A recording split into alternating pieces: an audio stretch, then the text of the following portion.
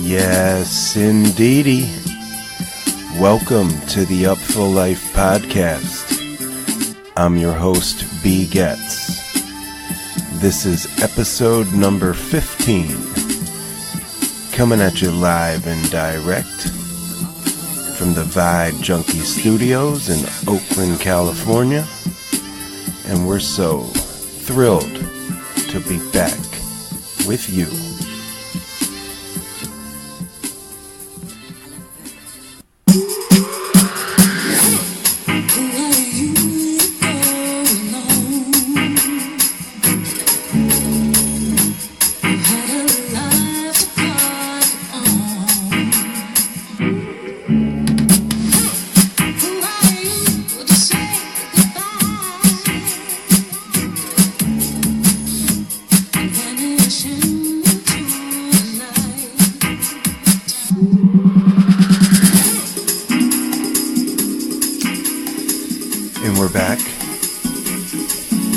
Episode 15, the JAZZFEST preview. We're going to be looking deep into New Orleans JAZZFEST in this episode, as well as a couple of interviews with some heavy hitters like Eddie Roberts of the new Mastersounds and Matador Soul Sounds and the Color Red Music. Also a short chat with the fellas from Ghost Note, SPUT and Nate, founders of Ghost Note. Also members of Snarky Puppy. I'm going to be talking about a whole lot of New Orleans stuff with them. And I'm going to be doing a short little JAZZFEST preview where I'm going to run down some of the shows I'm looking forward to personally. But first we're going to do our thank yous that I do at every episode. I'm just going to shout some folks out that are instrumental in making things happen in one way or another. And for episode 15, appropriately enough, we'll start with Color Red Music, which is the label and sort of brand, new kind of music entertainment coming out of Colorado called Color Red. All original music released every week, more than just a record label. Color Red is a music scene, a curated music group, a media outlet, a studio, a genre-fluid music platform, and a global launchpad of ideas. Color Red launched in Denver in 2018, in a city that embodies the richness of music and ideas that continually flow through this enlightened U.S. hub. So you can visit www.color-red.co to see the latest update on the upcoming releases and new events nationwide, worldwide. These dudes are killing it. We talk at length about it with Eddie in the interview, but again, www.color-red.co. And first things first, they've got a brand new contest dropping for the new Mastersounds over at Color Red. Shout out to Leah, who made me aware of this contest that's dropping like right now through May 1. Where you can win a signed test pressing of the new Mastersounds Shake It 7-inch single, which I believe I have a snippet to play later. But in celebration of the new Mastersounds 20th anniversary and Shake It 7-inch single release, Color Red and the new Mastersounds are giving away 4 prize bundles. By completing simple tasks and following Color Red channels, you have multiple ways to enter. If you pre-order the album, you get no less than 3 entries. Each prize bundle includes an exclusive signed copy of new Mastersound 7-inch test pressing, a copy of the 7-inch when it's released, 2 tickets to a Mastersounds 20th anniversary show of your choice, and a Color Red and new Mastersounds merch bundle, which includes a commemorative 20th anniversary pin. The winners will be drawn on May 1. So again, go to the website or their social media channels to find out more. They're dropping new music on Tuesdays. The Jedi thing that dropped today was John Blaze. The new electric Beethoven stuff is fantastic. I mean, this Congo Sanchez remix of Matador Soul Sound Stingy Love that you're hearing in the background right now is just like intravenous sexy. Congo Sanchez, Jeff Franca, guest of the podcast a few weeks back. So, yeah, Color Red music. And also, just want to shout out, shameless plug for my fiance's tea company. She blessed up a couple of the cats in Matador with some sweet tea, or I should say some handcrafted tea blends. It's not sweet tea, but it's pretty sweet. Tea blends handcrafted for the mind, body, and soul. Path to Panacea. Find them on Etsy or Facebook. PATHTOPANACEA. Path to Panacea. That is like incredible tea blends with hand-painted jars that are just beautiful, and a lot of TLC goes into putting this product together.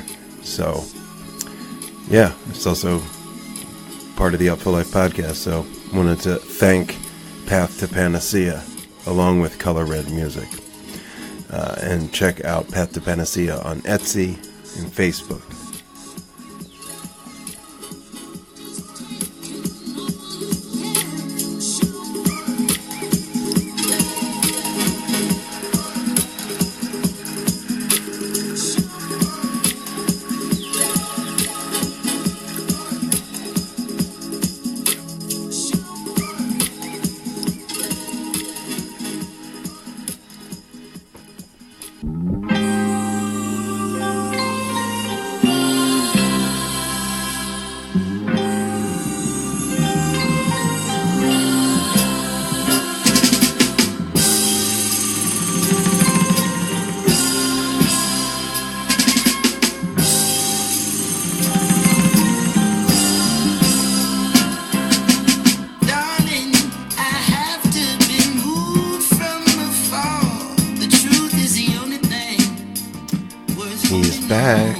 He's back. Anderson .Paak, Ventura, just dropped. Shit is phenomenal. This is the track with Andre 3K, Dream Come True. It's called Come Home.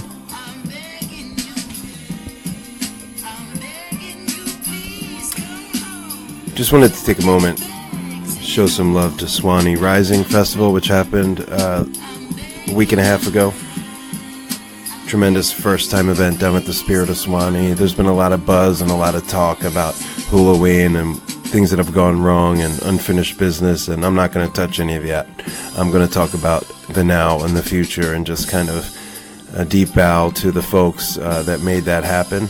The folks from the Music Farm and in Charleston, South Carolina, were behind Swanee Rising and did a fantastic job in a short amount of time.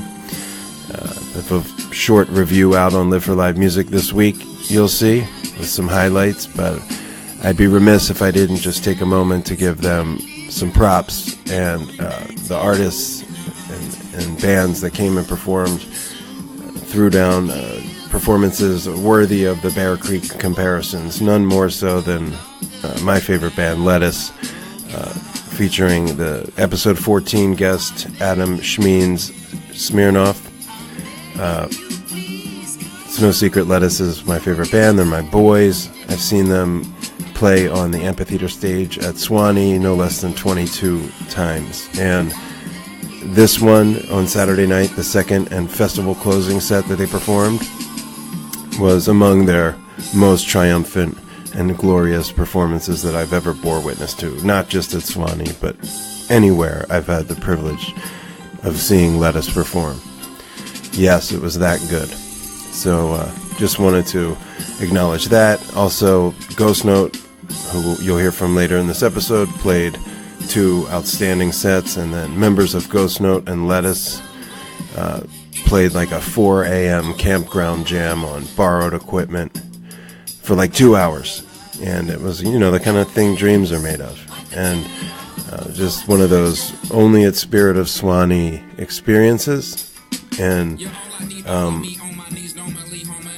gotta shut up because 3000 is rapid. Fighting, we might need counseling, possibly more so me sounds to be frowns or be grounds to leave hounds to be looking for you before you drop a tear. I pretend, stop pretending that I ain't him, I ain't them. Them some dumpling I remember when you start dying, them silver hairs and start hiding from your age. I X, why how come? Amazing how time can run away from us. I'm no none. So yes, indeedy, Swanee Rising, Mastersounds were incredible. Dumpster Funk also, new and improved. Mono Neon with the sit-in. Those Ghost Note guys were all over the place. They were playing with everybody.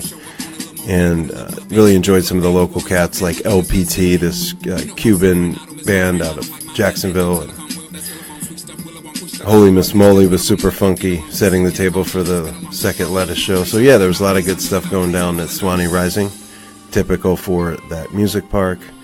And, I'd be remiss if I didn't take opportunity to say so.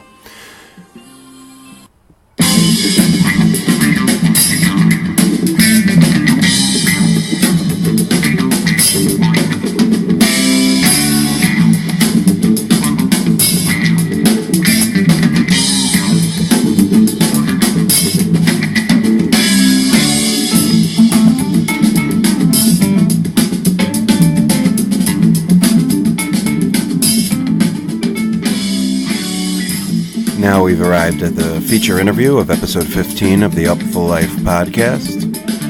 And we're going to sit down for about an hour with Eddie Roberts of the new Mastersounds, Matador Soul Sounds, and Color Red Music, which is a label and music group collective out of Denver, who I spoke about earlier.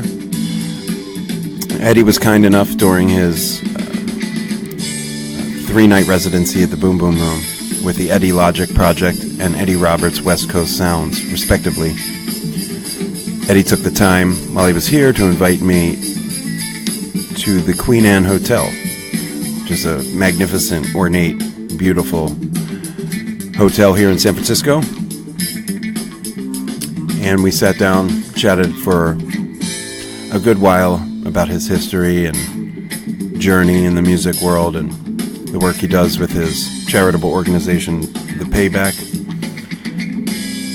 story of the Mastersounds, a bit of the story of the Matador Soul Sounds, and a bunch about how Color Red came to be. Now, I must acknowledge, I wasn't always paying attention to the new Mastersounds.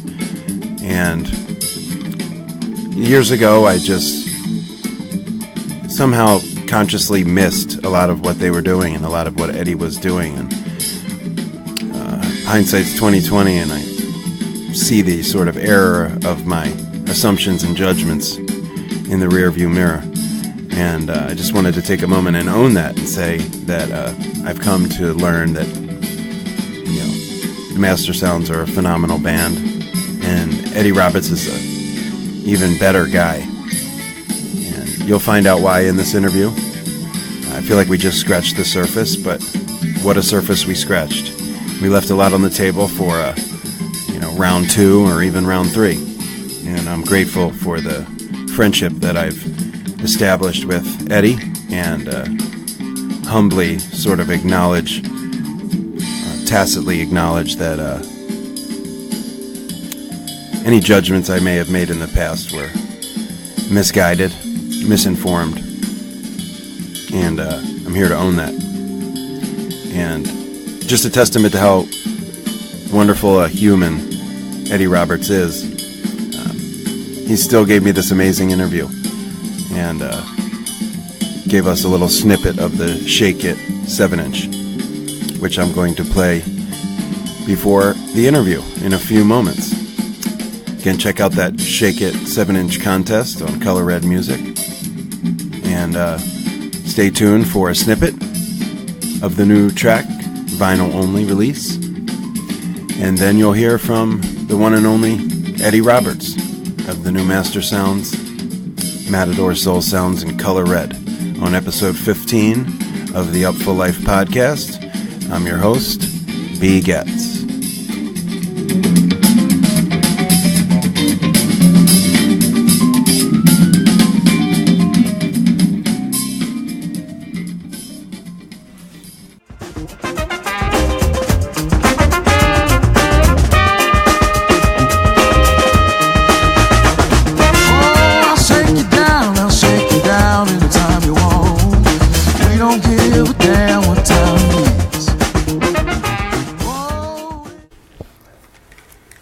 And we're live here at the Queen Anne Hotel in downtown San Francisco. This is the Upful LIFE Podcast. I'm your host, B. Getz, and I'm very lucky and privileged this afternoon to have Eddie Roberts of the new Mastersounds and Matador Soul Sounds and a number of other projects and contingents, and a adopted son of the city of San Francisco himself. So thank you, Eddie, for making the time. Thanks for joining me by the fireplace. Yeah, I mean, well, let's talk about this hotel for a second. It's crazy. Yeah, it's the Queen Anne Hotel, and when you think of maybe what would be in Queen Anne's palace waiting room, this might be it. Yeah, I mean, this was built 1896. I believe it's a historic hotel of San Francisco, and the Boom Boom Room of very nicely put the band up at the Queen Anne. So, yeah, and I believe Spies actually has the most haunted room in San Francisco. So I'm a little jealous on that. But I did hear a child crying in the middle of the night, and there was no children staying at the hotel. So I got a little taste of it. Yeah, that's pretty scary stuff.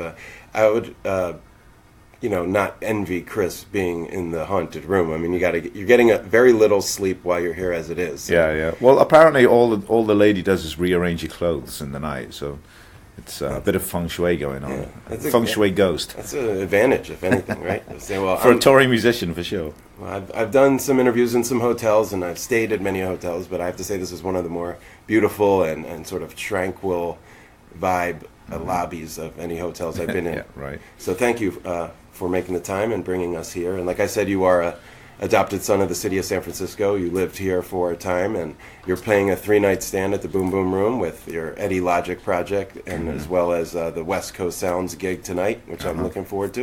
Yeah. But briefly, we mentioned, as we were talking off air, about the Payback, which is the nonprofit charitable organization that you I guess lead or head up. Yeah. I wanted to talk a little bit about that, specifically because I work in downtown San Francisco, just off the Tenderloin, and I had to navigate my way through that neighborhood when I walked up here from taking the train here. And right. I have a really, really soft heart for people that are suffering, especially in the way that's on display down there.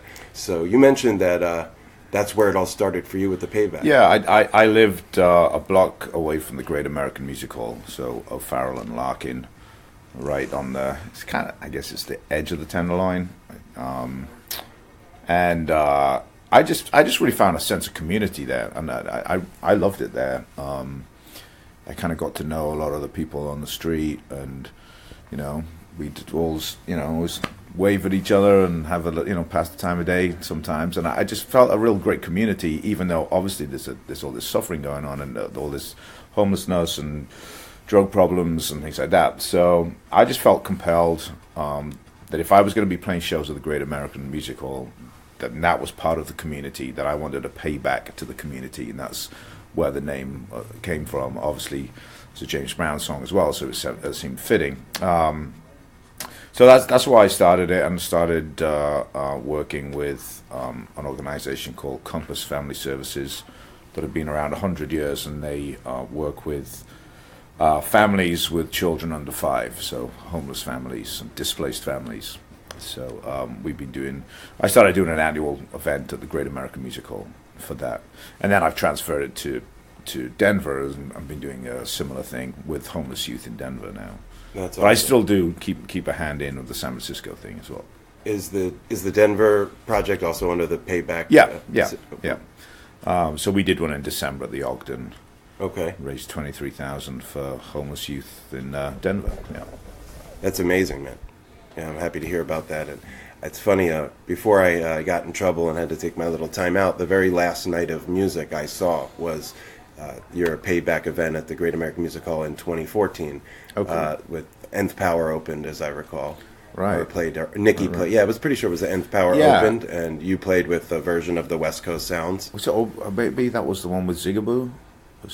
I don't know. Sure. I don't recall, I think I would. Yeah, he did a few of them with me. Yeah. But anyway, that was a great night of music, and also something that I held on to for a while, because it was my last taste of that for a minute. But yeah, let's talk a little bit about before your time in San Francisco, because a lot of our listeners, listen because of the connection to JAZZFEST or Swanee or Bear Creek, but there's also a big contingent of the listeners I have, there is a portion of them that are less than familiar with you or who you are, the music you make, and your connection to all these communities. So by listening, they can probably tell that you're not from the U.S. So I know my accent's got a little strange these days. It's a mix of Welsh and English and American, bi-coastal American. Yeah, you've been. Who knows what it is anymore? Yeah. And it depends who I'm talking to. It might change. My accent changes depending on if I'm talking to an American, I tend to slip into some Americanisms and a little taint to the accent. I understand that. My fiance from Tallahassee, Florida, and only Southern accent comes out when she's speaking with her mom or dad. Right, exactly. Otherwise. But yeah, I wanted to, let's just talk about you and finding the guitar, finding your way to the guitar as a youth. Everybody's got to kind of tell their story about like how it all started. So as little or as much as you want to tell us about how you found your way to holding it and playing a guitar. I'll try and make it brief because it's a long time ago as well. I actually started playing the keys when I was about 7, and then I was in a park one day and I saw a guy playing the guitar with a crowd of people around him, and I was like, whoa, that's what I want to play. It's like rather than sitting at a piano staring at a wall, I could actually sit in a park and play to people. And so it just really resonated with me. The instrument resonated with me. And so I begged my parents for a guitar for Christmas, and they gave in the end, and that's where it started. I was probably around 10 years old. Okay.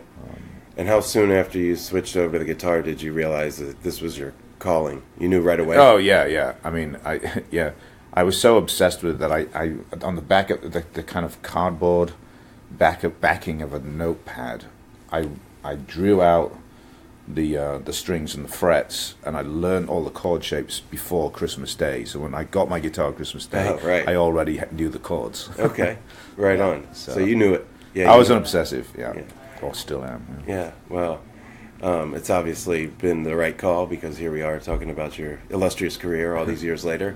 What were some of those first chords, I should say, like first tunes or first guitarists you were emulating? I mean, I was just, getting, kind of learn books, learn to play the guitar right at the beginning. But then my brother, who was a couple of years older than me, he had a paper round and he started buying vinyl, and that's where the education started. And we kind of started on in the rock side of things, Sabbath, Deep Purple, and all that kind of stuff. And then actually through a lot of linear notes, it pointed towards jazz.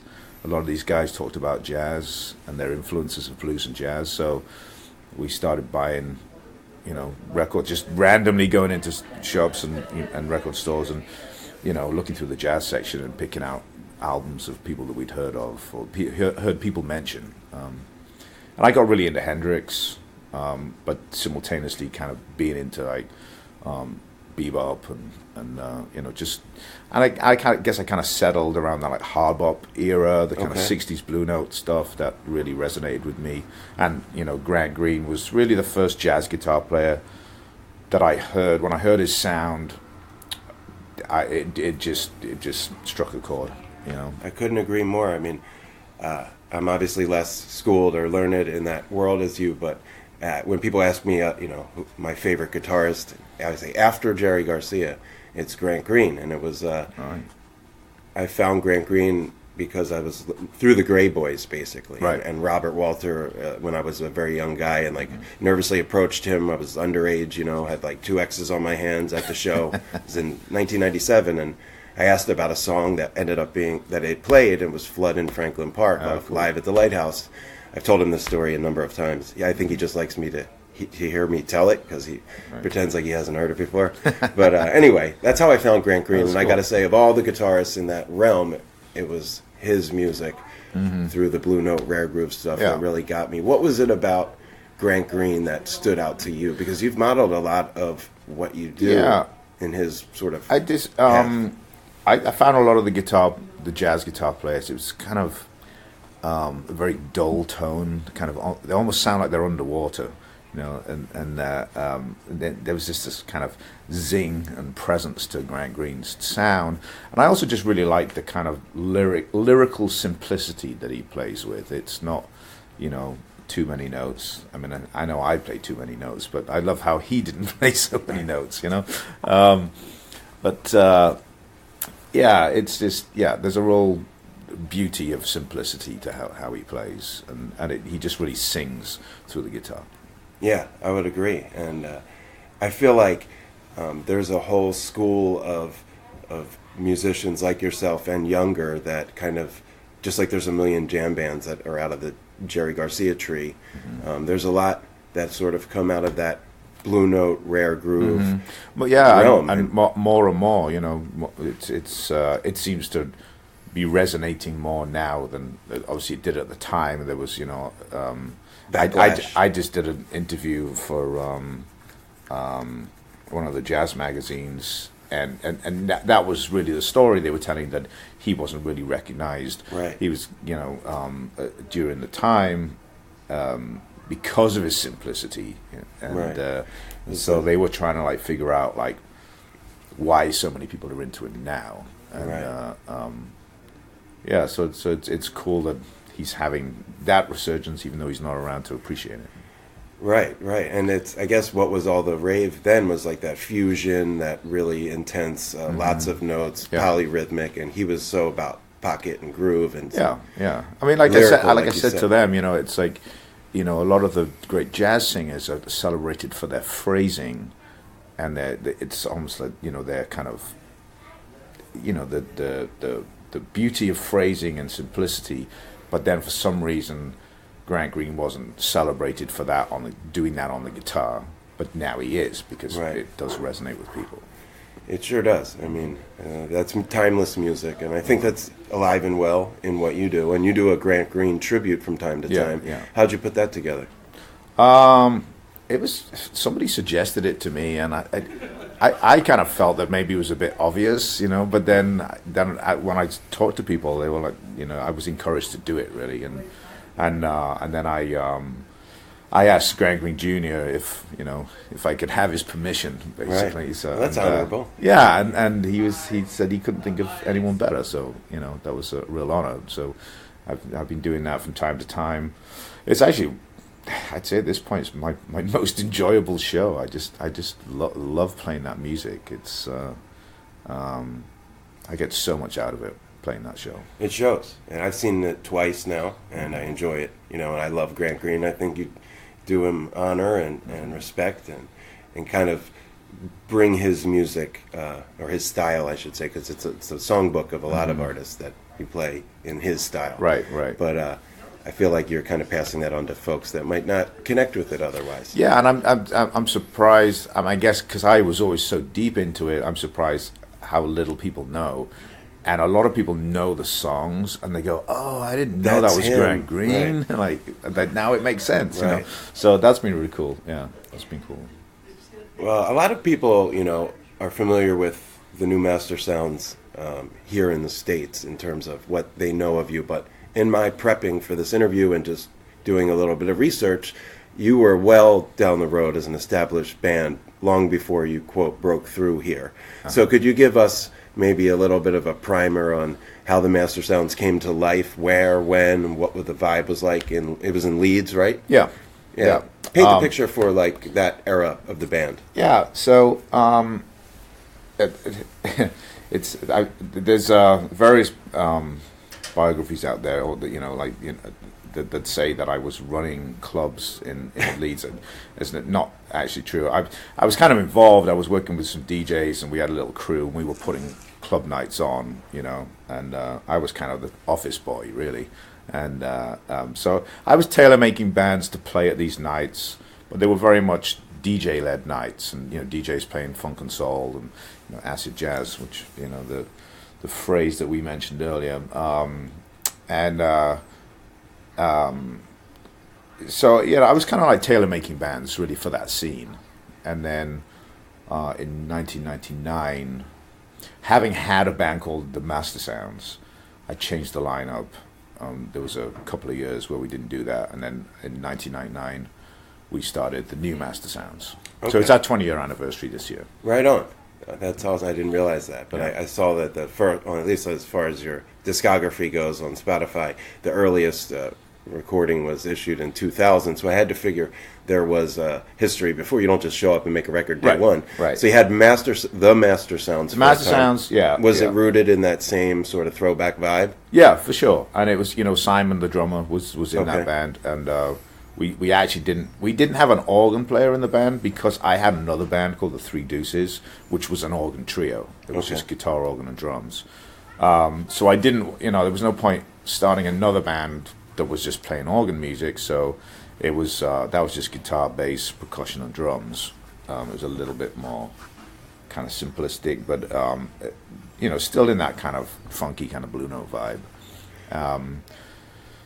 And then in fact the Three Deuces, you talk about Grey Boy All Stars. So the Three Deuces opened for the Grey Boy All Stars on the Grey Boys' first ever European show. Wow. Was in Leeds. Mid-90s? It's like 95, I think. Wow. And that's when I met the Grey Boy All Stars for the first time. They showed up thinking that they were the only guys in the world doing kind of rare groove at the time. Yeah. And they showed up to Leeds, and there was this whole scene going on, and they were like, "What is That's going amazing." On? Yeah, it's funny you bring that up because I'm embarrassed or kind of sheepish to admit this, but I always Grey Boys were my entree into that world. They even opened the door to yesteryear. It was in the 90s. It was pre-internet. I went to college in Vermont. They came and played. The rest is history. So because I was introduced to your music much further down the road, I always saw you as kind of like the next generation of that aesthetic, not their peers. Right. And I appreciate you. I learned this in my research, it's been explained to me a few times, but that you were doing the same kind of thing or similar. Simultaneously, independent of one another. And it's amazing to hear that they made their way out to you and you guys were direct support. Yeah. And even they were shocked right. that there was something going on already. But it wasn't theirs to begin with either, so of course. Right. And, and the same thing with like Sugarman 3 and all that crew that came through. They used to come play the clubs as well, and we'd open for them or, and play with them. And so yeah, there was definitely that. There was a big scene of that going on in the UK, and the phrase acid jazz became a dirty word actually. It's like neo soul. Well, it was because of the label acid jazz. So we were using the term, and it was because acid house was happening. Right. Especially we were in Leeds, which is 30 miles from Manchester, so it's in the north of England where this whole acid house scene was happening at the Hacienda and all that. So then, legendary time in electronic music. So early 90s and late 80s, early 90s, and then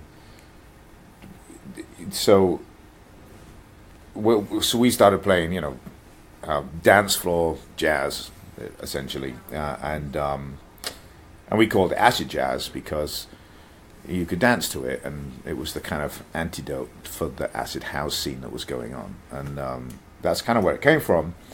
And then the label Acid Jazz started up and started putting out what we considered to be pretty insipid music. Commercial. We were kind of like, that's not acid jazz, that's pop music. Right, they co-opted the term.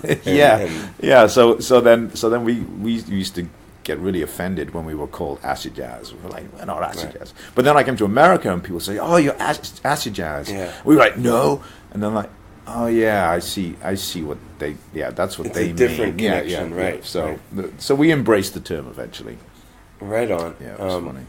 Yeah, I don't think of you guys as quote unquote acid jazz. I don't even think of Jamiroquai per se, but like Brand New Heavies or Incognito, that whole and that it's hit or miss. And they're great, Yeah. especially in retrospect, listening to it. Right. They were so great, but it was just because, that was like a different scene to what we were doing. We were doing the authentic stuff and playing the old records and everything. And It's funny you say that because you really were authentic is an understatement. When I was like listening to some of your old stuff, like I mentioned the Keb Darge collection or whatever, it's you could be convinced that it's the garage funk of 71. Right. I mean, aesthetically, it's very lo-fi. It's very analog. It's got that fuzz, and if you put it in between a couple tracks from 40 years ago, you wouldn't blink. Right.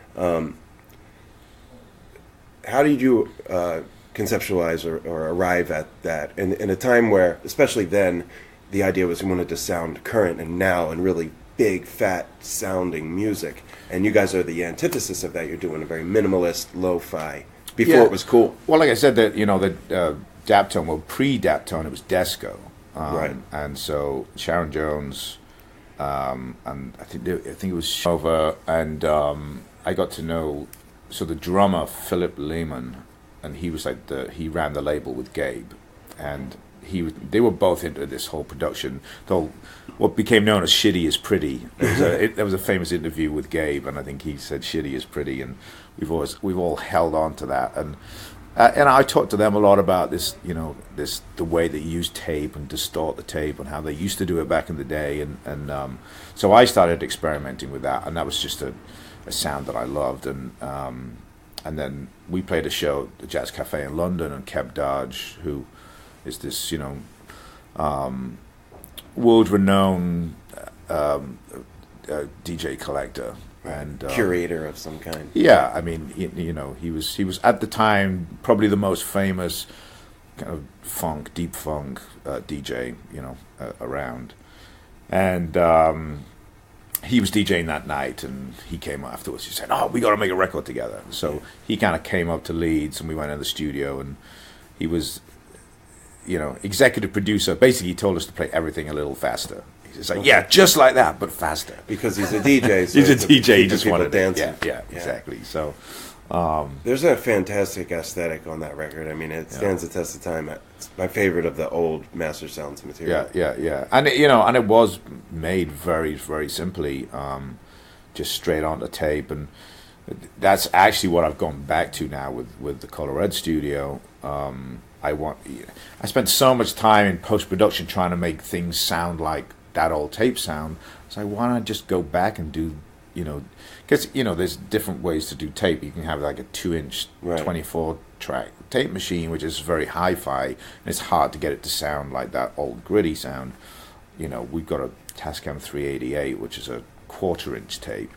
It's a tiny amount of tape, and you can drive the drums and drive the bass onto that tape, and that's how you get the old sound. Yeah. So I've kind of returned to my roots and just made a new Mastersounds record a couple of months ago at the Color Red Studios, and it's the first time I've actually engineered an album as well. Okay. So I'm doing absolutely everything with it now, and I'm trying to capture that original sound of the Keb Darge album.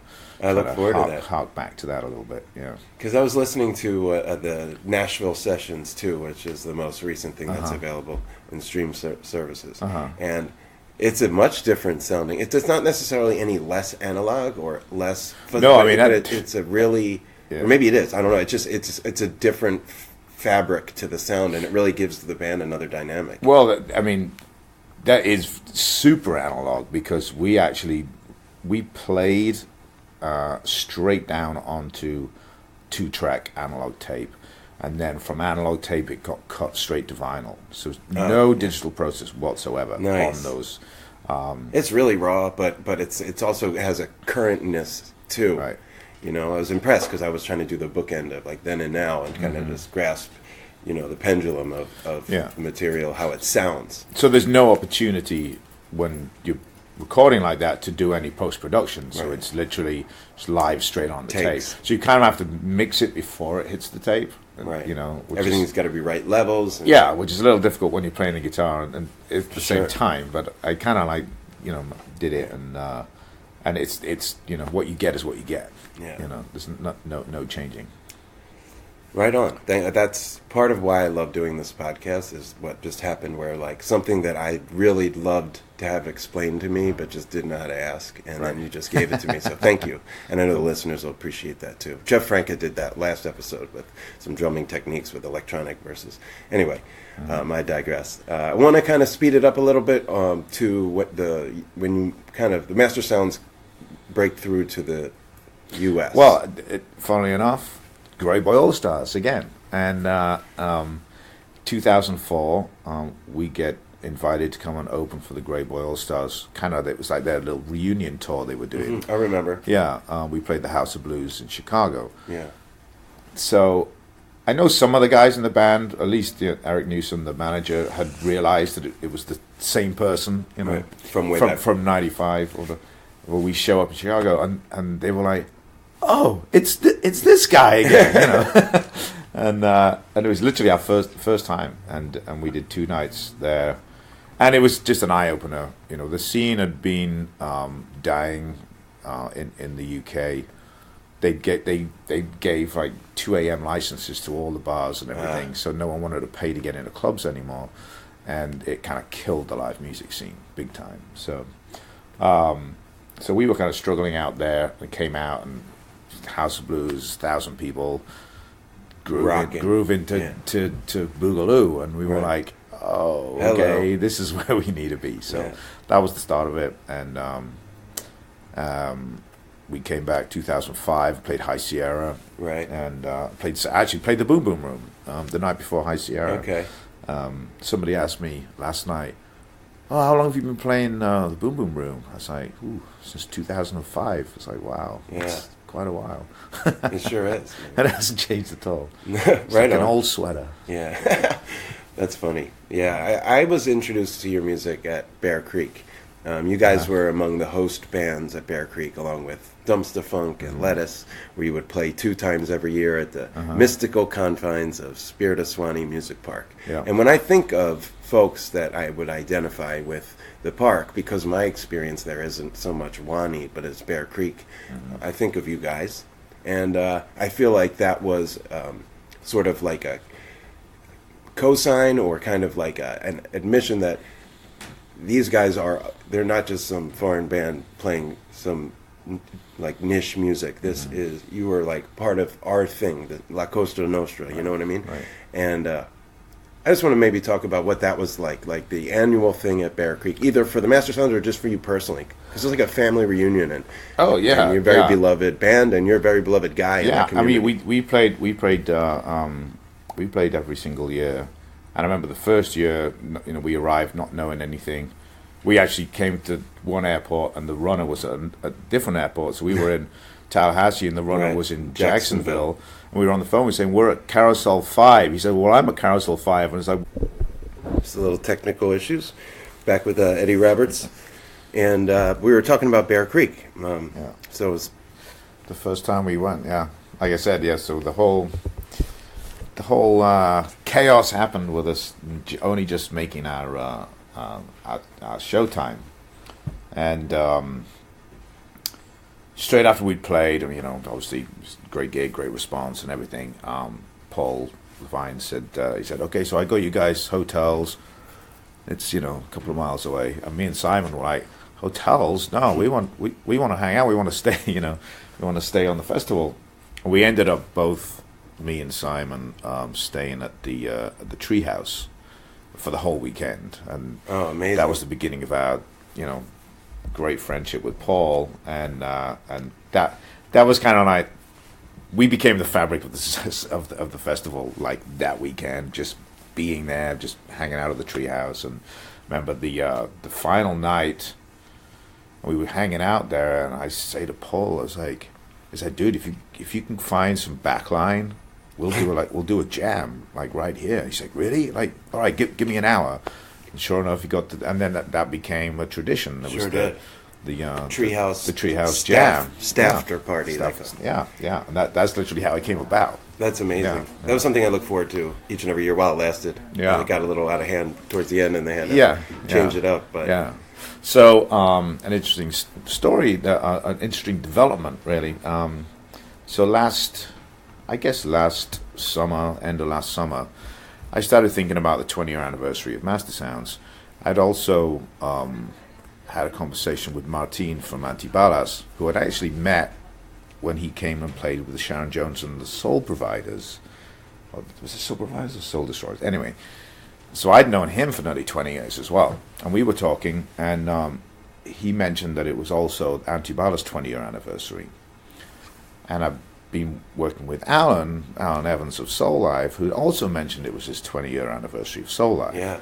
So I started thinking, why don't we do like a Bear Creek reunion, 20th anniversary of New Mastersounds, Antibalas, Soul Life. Yeah. So I pitched it to Paul, and it took various forms, and it's basically ended up in this festival that's happening in April. Swanee Rising. Swanee Rising was the original idea, was the 20th anniversary party, Bear Creek reunion, was what I pitched to Paul last summer. So that's how much Bear Creek meant to me, that I wanted to bring it back somehow. So we've kind of managed to get some form of it going on, but I hope Paul doesn't mind me saying that. But I talked to him a little bit about the idea, I guess, much deeper into it after you'd already brought him the idea, and it took it some kind of shape. And I've been looking forward to this event. It's a smaller, more kind of like chill version of. Well, it's kind of how it started, really. Right, exactly. It's what it was like at the beginning. Well, Antibalas played their 20th anniversary show here last night and at the chapel the night before, and it was really an amazing evening. But I didn't realize that you guys were peers like that, and that you had this connection to him through the late Sharon Jones, and that's just amazing. Kind of some like full circle shit. Oh no, totally, and we've been talking a lot about doing some stuff together. We're gonna get some of those guys into the Color Red as well. And in fact, going back to the Grey Boys, I just had Grey Boy All Stars into the Color Red studio 2 weekends ago when they came through Denver. So that was kind of full circle for me as well. Because, I bet. From back in '95, and then they're in my studio. So it was all pretty cool. I bet. I really wanted to kind of like take our time, but we keep mentioning Color Red, so we're going to get right to it. Like, you currently live in Denver, Colorado. You've been settled there for some time, and you've created this label / kind of like Colorado vibe brand with like this really old school aesthetic, from the vinyl issues to the aesthetic of how your imagery is and your logo, and all the different artists on there have some sort of really unique niche identity to them. In this day and age, when people don't really quote unquote sell records, and the music business has changed so markedly over the past decade plus, the digital era, to have a label where like I said, the aesthetic and the sort of connection and community, is built out of those glorious labels we talk about, like a Blue Note or a Motown, Stax. And you're trying to build that there in 2018, 2019. I really found that to be ambitious and admirable. And I mention all the time on social media that the rollout, the way you guys present the art, has like a lot of class and dignity, and it's not like whack you over the nose promo. It's just like a really steady, for a while it was like on a regular schedule, right? Fridays. Tuesday. We're actually doing Tuesdays. Like old school, the way albums used to come out. Yeah, so we're doing a weekly release. Like I said, we built a studio a year ago. We found a space in Denver. Okay. By City Park. When you say we, just to let the people know your partners. So there's 4 partners. Josh Fairman, who's the bass player for Sun Squabby and Analog Sun. So he's been the engineer on several Mastersounds records, and right on. He had a studio out near Red Rocks, and we've done several records there. So he was kind of my studio guy. He helped us build a studio and runs a lot of sessions and production out of that. Mike Tolman is the art director. So it was important to me that like we say with Blue Note Records, you knew it was a Blue Note, and you didn't even half the time know the names of the people on the record, but you trusted it because you saw the design aesthetic. Go, oh, it's a Blue Note record. It's gonna be good, just because it's a Blue Note record. Right. So it's curated and a kind of seal of approval. So I wanted Color Red to have this kind of like design continuity, so that people would recognize it. People would come and discover new music through it, and not just relying on bands that are successful already. So Mike, he's the director of art. He's also a guitar player and also a producer as well. And then the fourth member, Zach Bloom, who used to work for TuneCore, so he has kind of all the technological knowledge. Was he with Phone Cert also? Yep. I know Zach. What up, Zach, if you're listening? Yeah, I hung out with him in New Orleans a bunch at Kim and Tim's. Right. Yeah. So, he we've been talking, we've been picking each other's brains, over the years, every time I'd come through New York and How are you? I'm good. How are you? So hold that thought. Yeah, we've got the live lobby action going on here at the hotel, so we have to stop and start a little bit. There's some kids around, families coming together, so do our best with the sound. But you were saying? Yeah, so, we been hanging out over the last few years and picking each other's brains about the music business and how the music business had changed. And, he's a lot younger than me and kind of has his finger on the pulse with all that side of things. And, I know how to make records, I know how to play and produce, and I knew how to turn it around quickly as well. And but one thing I didn't know is how to get it out there. And Facebook is about as far as I get into into the social media. And so it's an important role to have someone. I mean, I wouldn't really attempt doing a label at this point unless I had someone who understood that kind of front-end technological side of things. Yeah. Well, it seems like you've got a guy for each of the lanes, and like you have your area of expertise, and everybody brings that to the table in the collective. Right. We're going to be a big Color Red house here on the Upful LIFE Podcast. So we're going to play, a song every now and again. Anytime you have something coming out that you want the people to know about, have somebody send me the press release. I'll read it on air. I really want to support Color Red. I'm a big fan of Josh and the music he makes. Obviously, both your record and the Analog Sun record made my year-end best of list. Cool. Yeah. So we're a big Color Red house, even though we're here in California. Yeah, I mean, Color Red it started in Denver, and Color Red is it means, Colorado means color red. That's why we called it that. But we don't see it as an exclusively Denver thing. You have Electric Beethoven down there. Yeah, I mean, a big part of it is like people coming through Denver. Denver's just such a hub right now. And like I said, I've been living there 4 years, and I just saw that there was so much going on, so much happening on a nightly basis, and nobody was capturing it. And so that was one of the initial the starting points of thinking about setting this up. And and it's proven to be true. I mean, we like I said, Grey Boys were in on Saturday. Then I realized Mike Dillon was opening for them on the Friday, so then I hit him up and was like, "Hey, do you want to come in?" And so he came in and did 4 tracks that day. Ended up staying at the studio house because we have rooms at the studio as well. So, that's awesome. Yeah, so it's and the simplicity of how we've set it up. Like I said, we're using tape and we're using Pro Tools as well. We dump it from tape to Pro Tools, and so we can do edits and do overdubs. But it's and it's in a basement. So I feel like everyone is coming through. It's like making music when you were 16. It's like being 16 again, and there's an immediacy and simplicity to it, and it just sounds great straight off the bat. And everyone who comes in, it just gets inspired to make music, and it's been really refreshing. Yeah, it's been refreshing from a fan perspective, especially given people haven't really put a ton of effort into label and aesthetic and sort of creating a world for the art to exist in. And I would think that's really cool and ambitious of you guys.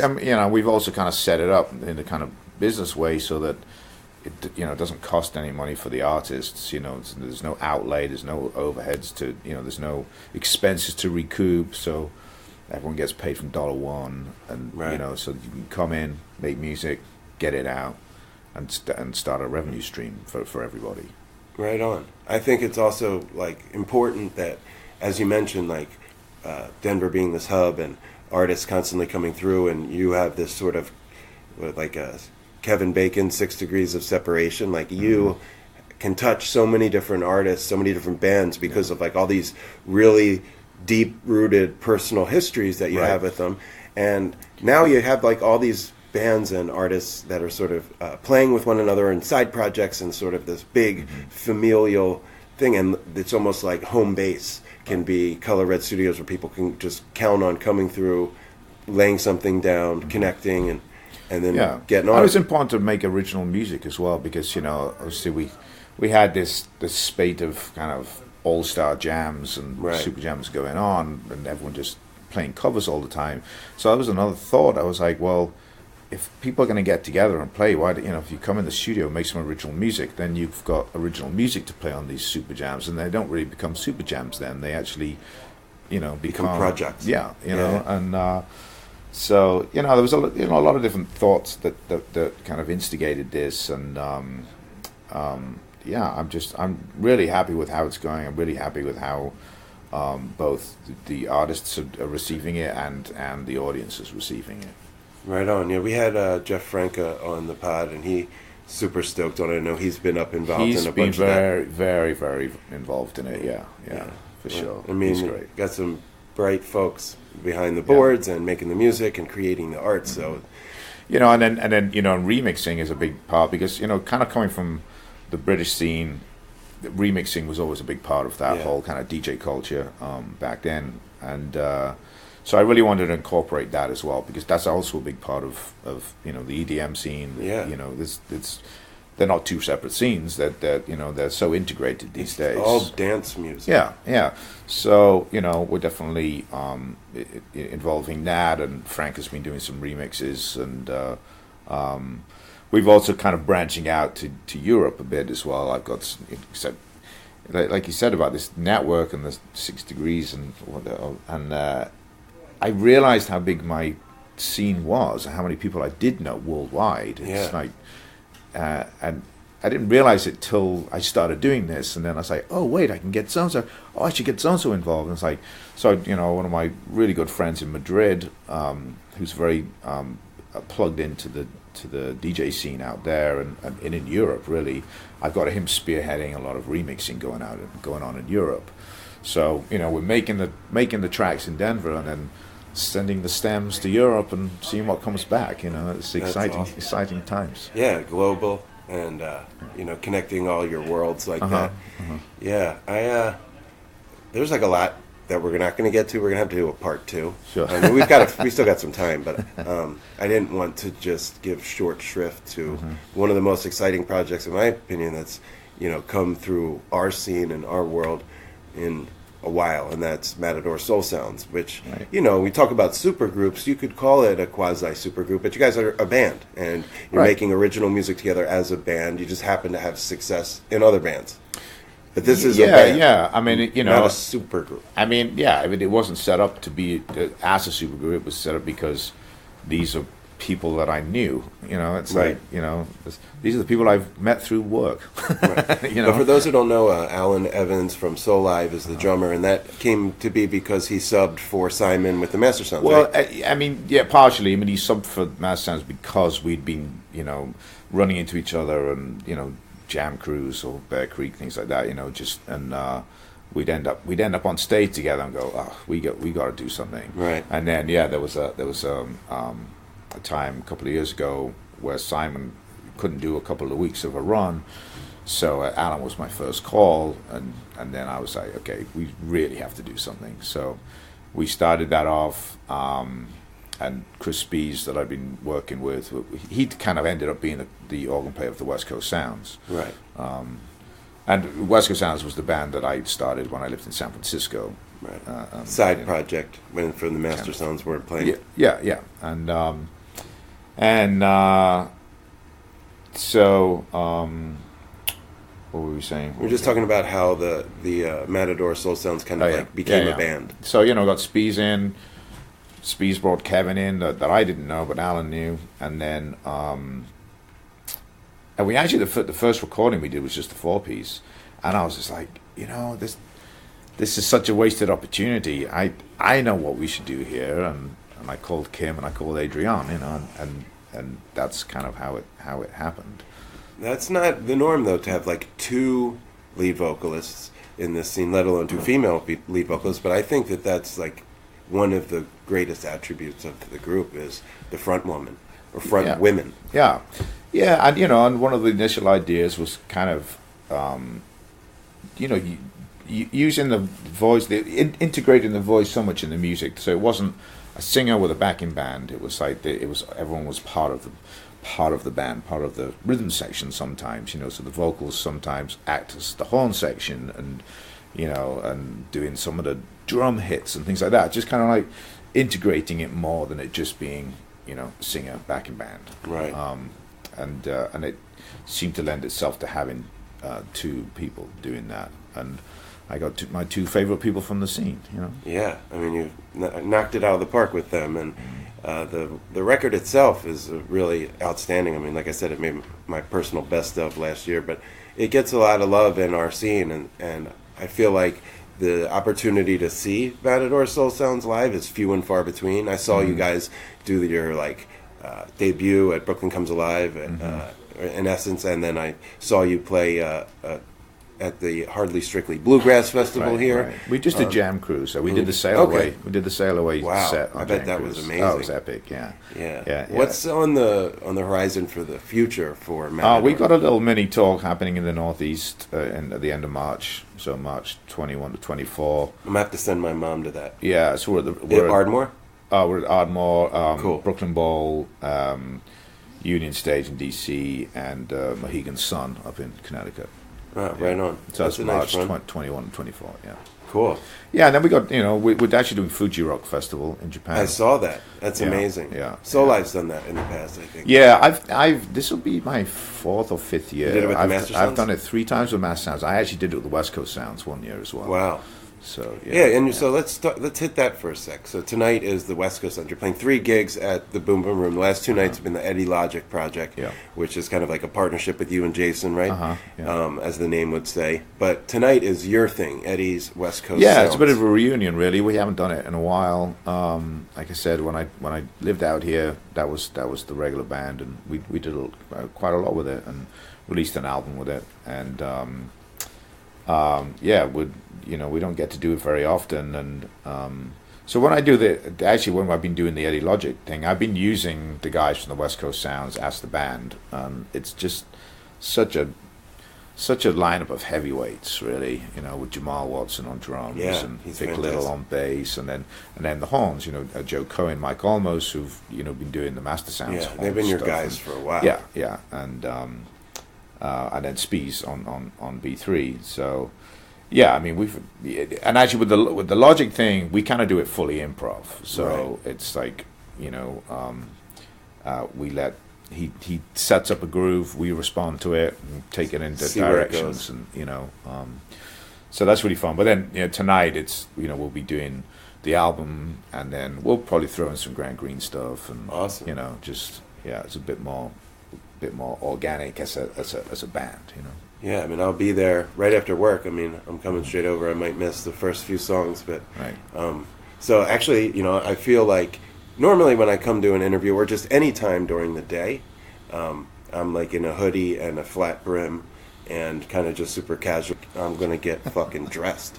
So that's why it's the middle of the afternoon. I got this big collar and bell bottoms on, but I wanted to make sure I got to this when we talk. But one of the things that we talk about aesthetic, we talk about authentic, we talk about identity, and like you're always been, to borrow a phrase, a sharp dressed man. And it's somebody who likes to get dressed like myself. When I see somebody like you out there, you know, and you're not loud or obnoxious with it, you just always have some fresh threads on that are appropriate for the situation. So that's why I got dressed at 1 p.m. like this, because I'm coming to interview Eddie Roberts, and then I'm at this extraordinarily beautifully ornate hotel lobby And I would feel silly if I was in here with a flat brim and sneakers. So I'm glad I did. But I want to talk a little bit about, if you're comfortable doing so, like you cultivated this steez that's like wholly your own, even though it's a throwback to yesteryear. Like nobody really carries it like you. Talk just a little bit about your relationship to fashion and clothes. Well, yeah, I mean, it's funny. So it's definitely taken a bit of a journey, and so actually, when I was in my mid-teens, I became, like I said, I was into bebop, and I became obsessed with kind of 1940s fashion, and I started collecting suits and spats, two-tone shoes, and things like that. And I was kind of obsessed with it, a bit of an old romantic, really. And then it kind of morphed into a bit more of a kind of 60s kind of suited thing, turtlenecks and suits, skinny suits. And then, but it was funny because when we started coming to America, I was kind of still doing that, but then we found ourselves on this kind of festival scene, and I felt, especially because people didn't really know who we were, I felt that we were kind of like distancing ourselves from being kind of dressed up, and like where everyone else was in tie-dye and t-shirts, and so I actually started down dressing to kind of fit into the scene a little bit more, because it just wasn't jibing right. I saw one video of you dressed down. Yeah, and I had to be clean shaven and dressed down, and I had to do a triple take. Is that really Eddie? I know. And so we kind of did it. I mean, because the whole band used to kind of dress up a bit more. That was the kind of aesthetic of the time in the UK with that whole thing, and it was kind of retro sound and everything. But yeah, it just didn't seem to make sense over here, especially we found ourselves on this whole jam band scene. But then it got to a certain point, and I was like, you know what, I want to stop dressing like I wanted to dress, and so I kind of brought it back, and no kind of about it. You brought it back. Yeah. So it's like it's not that this was a new thing. This was the original thing, right. And then I kind of went through a phase where I kind of dipped down a bit, and then kind of like then brought it back. So, and I think my dad can take the accolade for this, because he wore a jacket every day. He wore a tie every day. Actually, he always said he didn't feel like he was dressed unless he had a tie on. I can't do the tie thing. It chokes me a bit. I don't love wearing a tie. Right. But, sports coat, shirt, trousers, not jeans, Yeah, no, I mean, it's great. Like I said, I admire your style, and I know a lot of people, when they think of you and the guitar and the vibe, you're always a sharp dressed guy. And it inspires people like me to make sure there was one year in New Orleans at JAZZFEST, and it's hard to do it down there because it's so hot in the clubs. Well, that was the thing. That's what kind of everyone thinks. But I was seeing all the old boys, wearing the suits, and I was like, well, if they can do it, there's no excuse. Then I can do it. And the next year I came to JAZZFEST, and I wore a different sports coat every day for 10 days, did all 14 shows back to back, whatever. And it was funny because, people really took notice of my playing more. People were like, oh my God, you're killing it. Right. I was like, I'm playing exactly the same. I'm just wearing a sports coat. Looking good doing it. You're looking good doing it. Yeah. Well, right on. I've always wondered what the root of, or the sort of impetus for your style, and I feel like you're, if I may say so, like iconic style guy, and I'm stoked to get the 411 on how that came to be, and I'd be remiss if I didn't just at least say hello and acknowledge your lovely wife, Ashley, who's always been a really big supporter of like my work and commenting on my articles, and so as such, I brought from my wife to be, Alicia, This is Safe Word Cacao. It's a Poo Air tea with that she blends together. Chris, your keyboardist, got an order and he loved it. Oh yeah, that's right. He mentioned it. Yeah. So this is from the personal stash. We shouldn't have any retail ready to go, and I was like, I can't show up without tea for Eddie. Right. So this is out of the personal stash for you and your lovely wife when you get home. I appreciate Please it. share it with her if you're so inclined. That's great. Yeah, because we just had because I think that conversation happened online where we had Freebase in the studio in Colorado, right? And Sky, the keyboard player, he has his own tea company, and that was what the post was about. Right? Yeah. So then after the session, he said he sent us a bunch of tea, and Ashley took a photograph and put it up, and then I think you mentioned mentioned. Well, there's more where that came from. This is just for what it's worth. Alicia's actually in Guatemala. Oh yeah. So I didn't really have the opportunity to go through it with her. She just told me where to grab some and what jar to put it in. But there's more where that came from, and I want to thank Chris Spies for ordering her tea. And if anyone's out there listening is into teas, that it's called Path to Panacea. You can find it on Etsy. And amazing teas. I brought you a sticker also, one for you and one for your lady. So I actually have a few more bullet points, but at this point I got to get to work, and you've already given me over an hour. Okay. So I'm going to just thank you for giving me the opportunity to speak with you and really like opening the door to the history of the Mastersounds and Eddie Roberts.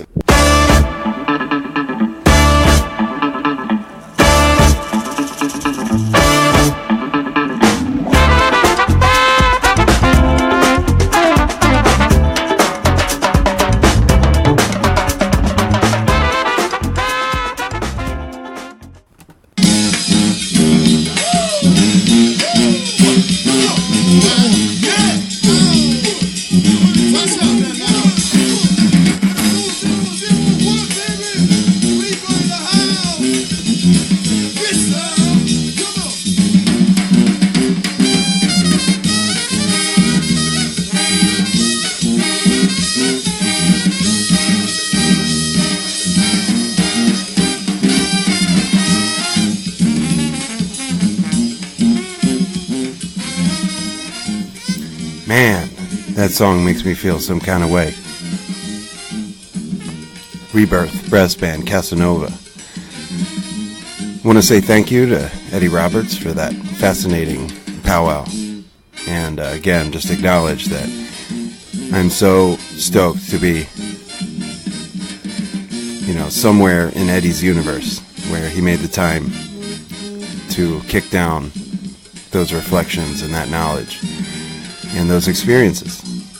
He's a true gem and asset to several music communities and a big part of the Bear Creek family and just a legend of our time. So shout out Eddie Roberts and check out the new Mastersounds, Matador Soul Sounds in color red. Now we're going to get into the JAZZFEST preview section of this here podcast. Now this is the blessed 17th year that I'll be making the sojourn and the pilgrimage to the Crescent City for New Orleans Jazz and Heritage Festival. And most of us know that the festival is really the daytime event that happens over the course of 2 weekends. And I could do a preview for that as well, but it's much larger and more ambitious. And even though I've been going 17 years, I'm not an expert on the fairgrounds. But I do attend more days of the fairgrounds than I don't. But during the course of the roughly 2 weeks of JAZZFEST, the musicians and fans spill out into the streets and into the nightclubs, and the festival that happens outside of the festival, in terms of JAZZFEST After Dark, is what keeps a lot of us coming back year after year. There are a ton of annual shows that happen with super jams and bands that only come together at JAZZFEST. A ton of tributes and one-offs, special performances.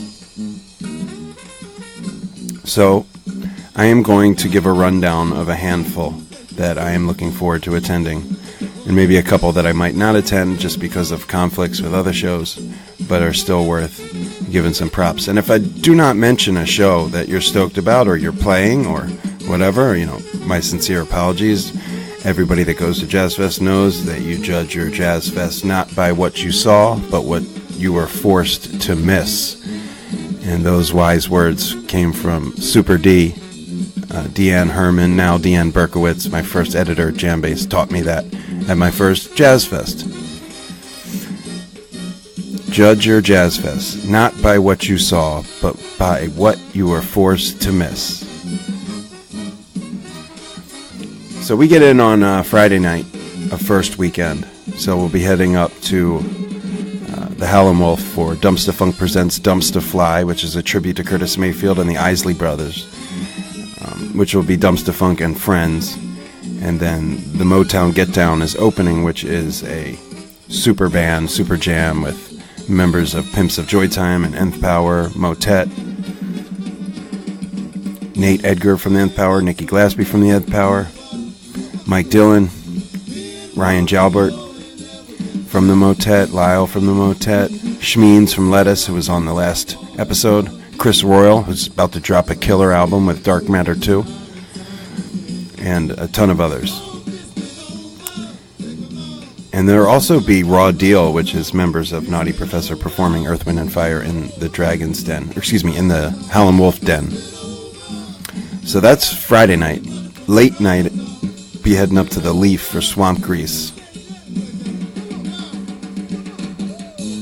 which is something that Terrence Higgins, my favorite New Orleans drummer, puts together, and will involve cats from New Orleans Suspects, Eric McFadden, Roosevelt Collier, Bobby Lee Rogers, among others. So that's late at the Leaf on first Friday. Saturday, I'm be heading over to the House of Blues, which isn't my favorite venue, but I'm making an exception for this lineup, which is Foundation of Funk. That's George Porter Jr. and Zigaboo from the legendary The Meters, New Orleans' finest and most famous funk sons. Now they're like grandfathers. But, the whole thing that we do down there started, anchored by George and Zig. So for this Foundation of Funk, they'll be welcoming John Medeski on keyboards, Eric Krasno on guitar, and they're billed as the Lettuce Horns. We know them as the Shady Horns. Ryan Zoidis and Eric Benny Bloom from Lettuce. Late night on Saturday night, I'll be heading down to the Blue Nile for Megawatt Volume 3. Megawatt is a super group that includes Adam Deitch from Lettuce and Break Science, Boram Lee from Pretty Lights and Break Science, Raja Casis from Antibalas, Luke Caranta from Two Bob Crew, and others. So that's going to be like a Afrobeat, reggae, dub, just world music styles rooted in the islands, heavy ganja vibes. So I'll be at Megawatt Volume 3 late night first Saturday, but I'm also going to dip to the One-Eyed Jacks Nth Power gig, which is a tribute to Marvin Gaye. Each and every year the Nth Power pick a tribute, and they're just really the masters at the tribute game. In the past, maybe the greatest JAZZFEST show I ever saw, or definitely top 3, was their first Earth, Wind & Fire tribute. Their Bob Marley tribute was also exquisite. So naturally, they're going to do Marvin right. Nigel's involved, plus other guests. Nigel, former member of the Nth Power. So, yeah, Megawatt is kind of the main event for me that night, but I'll be over at Time to Get It Together, a tribute to Marvin Gaye with the Nth Power and Friends at One-Eyed Jacks for a bit as well. Sunday, I'm going to check out Star Kitchen, which features Mark Brownstein from the Disco Biscuits. But it's like a funk band that he's put together in recent years with Danny Mayer on guitar, who played with Kraz for a while.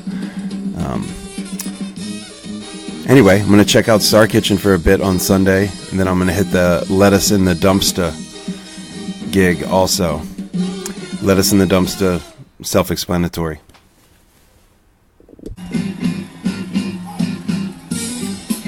Yeah, Lettuce in the Dumpsta. Members of Lettuce, Dumpster Funk, throwing down. Both of those shows, Star Kitchen and Lettuce Dumpster, will be at Maison on Frenchman Street.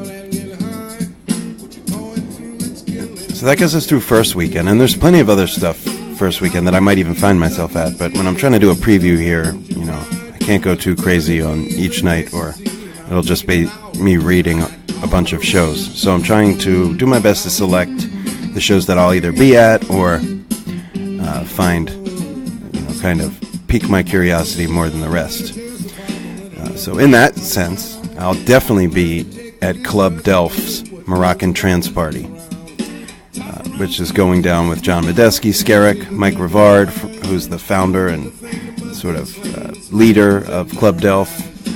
They play sort of organic dance music. They're out of the Boston area, kind of like Berkeley scene.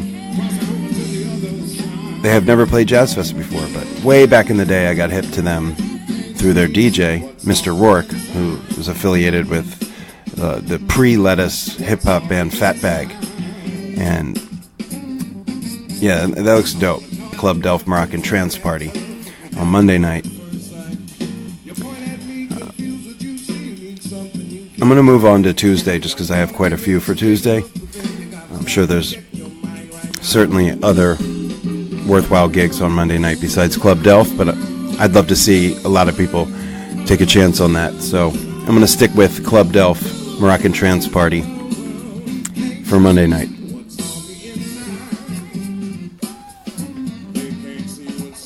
Tuesday, Adam Deitch Quartet, AD4 at the Blue Nile. That's an annual gig. Features Will Blades, the Shady Horns, always some sweet guests doing groove jazz, traditional jazz. It's definitely some classic vibes from Deitch and company.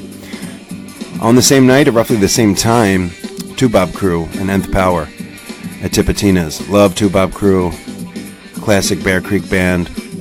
Kind of only see them in New Orleans recent years, although they did just do a West Coast tour, so we caught them here in the Bay last week. But aside from that, not a lot of opportunity to see Two Bob Crew, and they throw it down like everyone else. Super special in the city of New Orleans, so I may not make the Nth opening set, but I will be at Two Bob Crew at Tipitina's.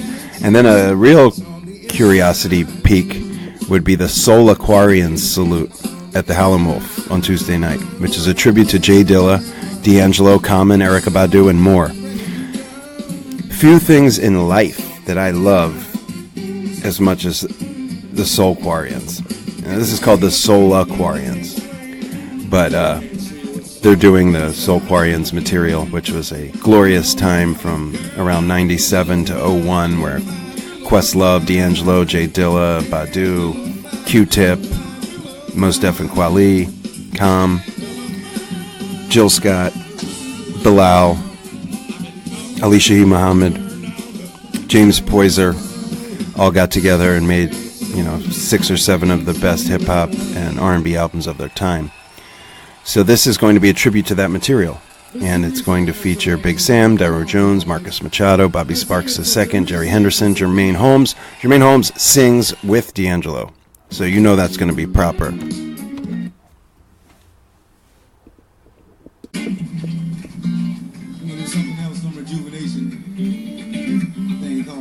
So yeah, we got that Soul Aquarians at the Wolf Tuesday. Also a special mention, the Roy Hargrove tribute. It's going down with Maurice Brown and Ashlyn Parker.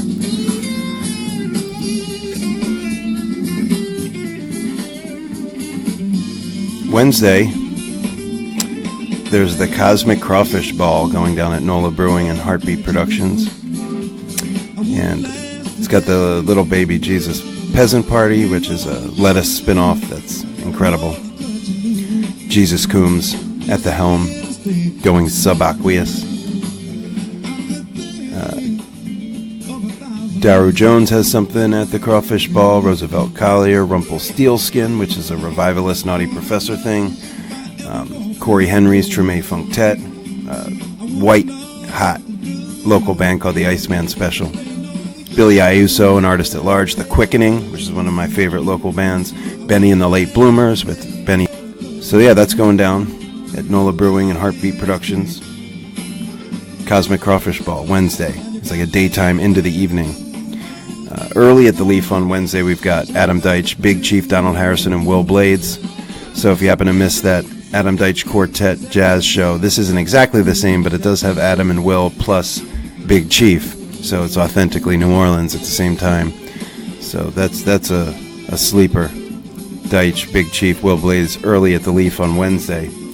The classic One Eye Jacks Wednesday night show used to be the Bear Creek All-Stars. Now it's called the Days Between Band. This year features regulars like Eric Krasno, Nigel Hall. Also, you got SPUT from Ghost Note, Snarky Puppy Mono Neon from Ghost Note, Zoidus, Jen Hartswick, Weedy Brema, and of course, many, many guests. That's a Doors at 11 show at 12:30, One Eye Jacks Wednesday. I want to take a minute to mention the Instrument Head Experience featuring the artwork of Michael Weintraub and Scramble Campbell. It's going down at the Art Garage on St. Claude for most of second weekend. It's got a bunch of musicians performing. I might even record a couple podcasts there. I want to get Michael on, probably invite some artists, musicians down there to tape the podcast at Instrument Head. So I encourage everyone to head down there and check that out. Thursday at the Joy, the lone lettuce show of the entire Jazz Fest. They used to do 2 and 3 shows, and in the past 4 years or so, they've just limited it to the one show called Rage Fest at the Joy Theater. It's produced by Winter Circle. O'Teal Burbridge is opening. I wouldn't be surprised if he came out like he did at Swanee Rising with lettuce. Soul Rebels also opening. That's an early show. Doors at 9, show at 10. Late night, you got the Firepower show, which is something that Fireworks puts on. Chris Rogers and Company every year at Maison. And that's a dope show. And I've been many years, and I may be this year. But my priority after lettuce is going to be heading over to Republic, which is the old Howlin' Wolf, for a Steely Dan tribute featuring members of Turquoise, Motet, Snarky Puppy, and The Power. It's no secret my affinity for Steely Dan. So, and I love all these musicians. So, I'm going to make it a point to get over to that gig after the lettuce gig, if I have anything left in the tank. Friday, Music Box Village, which was site of my favorite show last year with Weedy Brema and The Essence of Time. This year it's going to be Ghost Note's Junkyard Jam. I have no doubt it's going to be extra special. Anything at the Music Box Village generally is. So that's early on Friday. You also have NOLA 50, celebrating the music of New Orleans, which is a Live for Live music show. Headed up by George Porter, Ivan Neville, Ian Neville, Walter Wolfman Washington, Alvin Ford, and then Eric Benny Bloom. And then has a handful of non-New Orleans cats, like Skerrick, Adam Sheen Smirnoff. Also has John Cleary and George Gigas of the Revivalists, and John Cleary of his own band, the Absolute Monster Gentlemen. And so those are some local cats that have been added to that gig as well. That's NOLA 50, but I'm going to go up to the Orpheum for RESPEKT. Let's try that again. RESPEKT. A special tribute to the Queen of Soul from Carl Denson's Tiny Universe. For many years, Carl's been sort of my JAZZFEST shaman, and I've always made sure to catch a late night Carl D show. So my mom is hype on this one because she loves Aretha and she loves Carl, and it's kind of become tradition. So you can find us Friday night at the Orpheum Theater for Carl D. Not really sure what I'm doing late night Friday yet, or if I'm even going to be there Saturday, Sunday, Monday, but I'm going to give some recommendations nonetheless. So on Saturday, again, Live for Live music show, Ghost Note plays Swagism live, and you're going to hear all about this show in the interview that I'm about to play with Nate and SPUT from Ghost Note that was recorded at Swanee Rising a week and a half ago. Was really lucky and honored to have SPUT and Nate break down the history of Ghost Note and talk about what they're planning for this show and others, including the Junk Jam.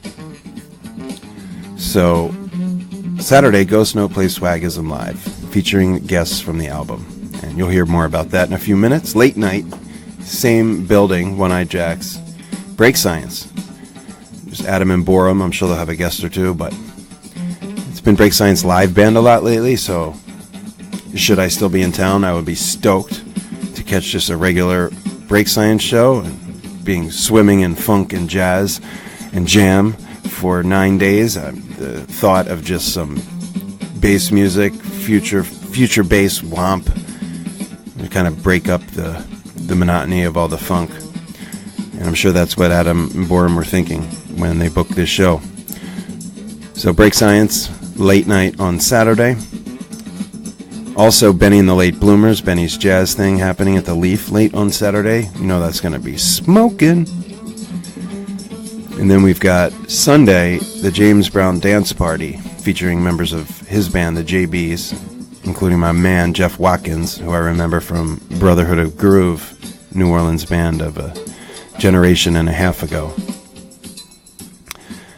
So yeah, James Brown Dance Party. It'll have Jennifer Hartswick.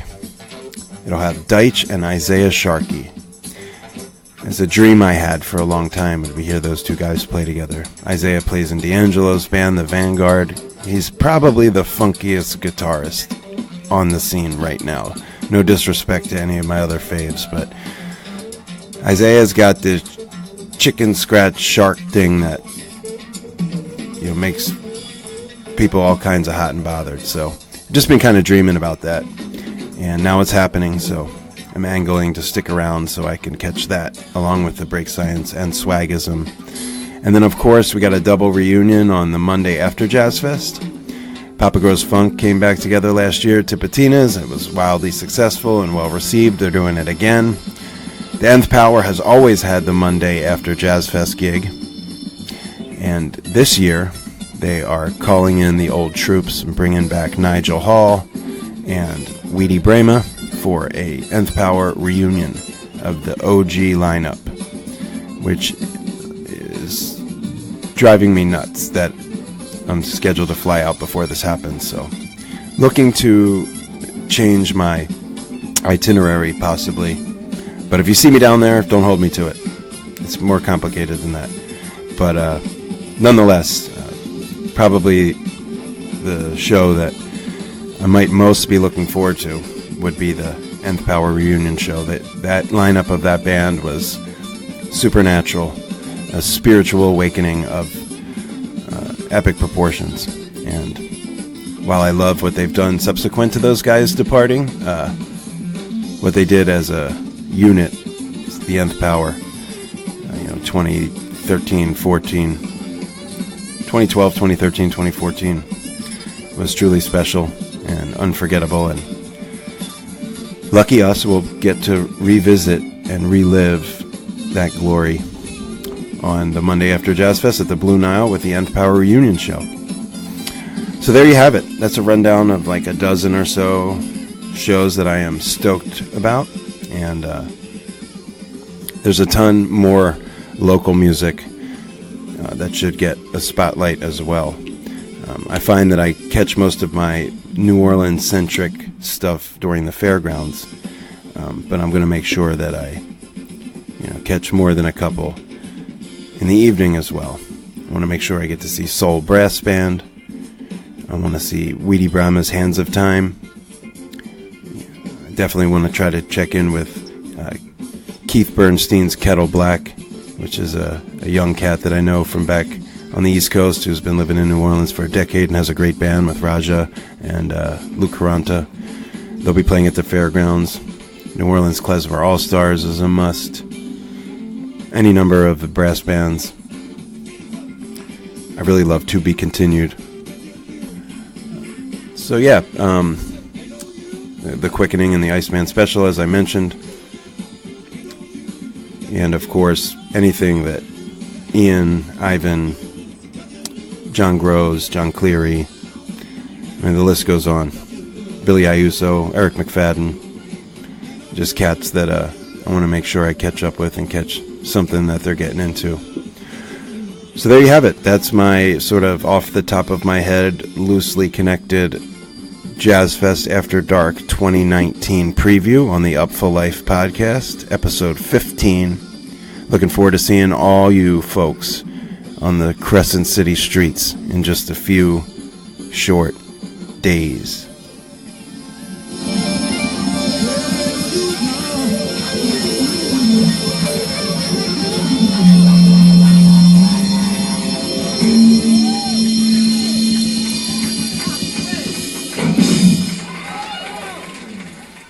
Stay tuned for Nate and SPUT from Ghost Note, live from Swanee Rising Festival at Spirit of Swanee Music Park in Live Oak, Florida. Put your stomach out!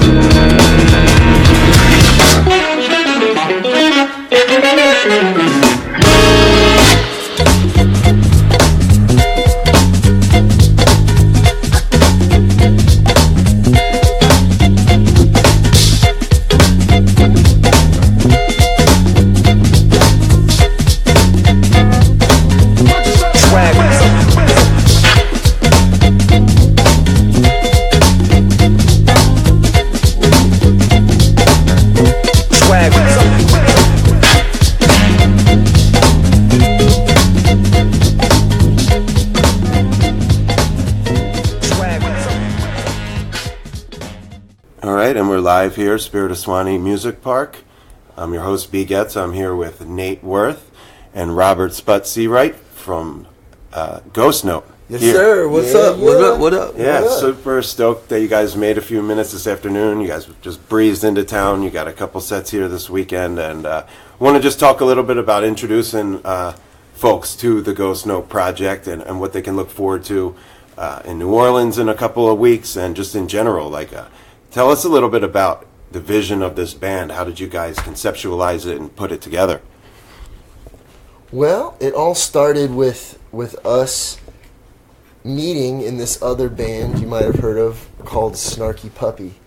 And we played in that band together year-round for almost, 10 years, Spud? Oh, it was longer than that. Longer than that, 12 years, like 13 years. And so our relationship as a rhythm section, as a drummer and a percussionist, kept on evolving and growing. And that was, it was kind of addictive for us. And we enjoyed doing that. And so we had this concept to maybe just do a drum record, and then that blossom into today. It's a long story, but I think it's just music evolves. And for us, we went into the studio and wanted to make a record that was groove-based and not about solos, but still a drum record, because we couldn't really think of a record that did that. And then when we were making it, we realized, well, it'd be nice if there was a melody over this or something, because we're musicians. We love music. We love a good melody. We love a good composition. And SPUT is such an accomplished writer as well. And so the record just kind of started evolving. And then once we released it, our agent kind of pushed us to take it on the road. And there was an opportunity to go on the road with Corey Henry and the Funk Apostles, and it was their first tour as well. And so we kind of went out together along with Mark Lettieri. Mark Lettieri's trio. And it was all of our first band. Yeah, it was the first tour. Yeah. Snarky family tree kind of. We called it the D tour. Because all of us were kind of trying to, we were trying new things to do some new stuff and do our own projects. I think inevitably when you play in a band, you there's a creative process that you want control of at some point, and it's just, there's nothing wrong with it. We love Snarky Puppy, and I still play in the group here and there, and SPUT is still involved with the group as well. And we're always, once you're in that band, it's like your family for life. And there's so many members that just are busy doing other stuff right now. And that's beautiful. And I think that's actually what Mike League has always encouraged. He loves seeing people blossom into new things and follow that honest path of yourself and your creative journey. Because that's what music is, It's like we're on this wild ride too. I can't predict what type of record I'm going to write or be involved with in the next 5 years, It's a journey. And so the band right now is on that, I feel like. And so we've evolved from this drum group to this funk band. And that started with the addition of Sylvester Onyejiaka and Mono Neon. And when those guys were added, we had this lead sound and incredible funky soloist sound from the sax, and then the bottom end. I mean, Mono Neon's one of the funkiest humans on the planet. Yeah. And he just kind of changed SPUT and I's overall direction, I feel like, or if not, he solidified a direction that we were wanting to go in. I just think he just made everything sound funkier. Yeah, if you will. I mean, like we were kind of in the same vein. We were still influenced by James Brown and AJ Brown is funky. Yeah, he's funky as well. Yeah, I mean, it's like we were just like he just made everything we played. Like it was certain songs that we played were funky, but like when Mono came, like everything got funky. Like it was just funkier, and so we kind of just like embraced it. You know, we embraced it because it wasn't totally different, but it was a different sound.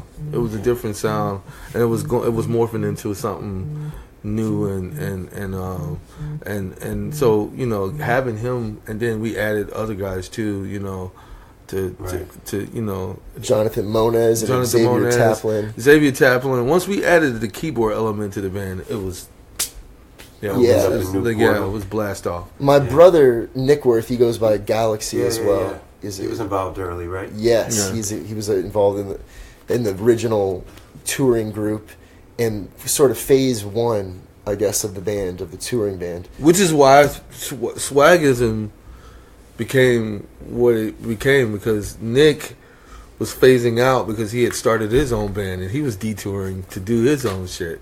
Yeah. And with Yak Attack. Yeah, he was bossing with Yak Attack and his solo project Galaxy, and he was just being honest, like a good, you know, brother and a good band member would be, and be like, you know what, I'm going to need to dedicate the majority of my time next year to this. And SPUT and I were like, well, there's no one can replace Nick Worth. Right. Nick, he's the most original. Like, all of our compositions were based around his instrument. Yeah, you would expect a bad motherfucker like that to eventually blow up and do his own shit, you know? Yeah. So I mean, we had to come up with an idea, with a way to go forward, and SPUT was like, well, we got to find a keyboard player, you know, and so... Now tell him about the record. Like, we had prepared a record. Yeah. We prepared a record with Nick. And so Swagism we recorded in 2017 in December, and Nick in New Orleans, and Nick about maybe 6 weeks out was like, less than that. Yeah, 4 weeks out was like, you know, maybe. And so we were like scrambling, and we couldn't find a. Well, the thing was, he was still doing all the gigs, and he was still gonna do it, but we had to make a decision about how we were gonna do the record, because if we wrote this record for him and he's not gonna be able to travel and tour the record, we was like, oh man, like this is gonna be difficult. There's no one to replace him ever, you know. So we got in the studio and we had like.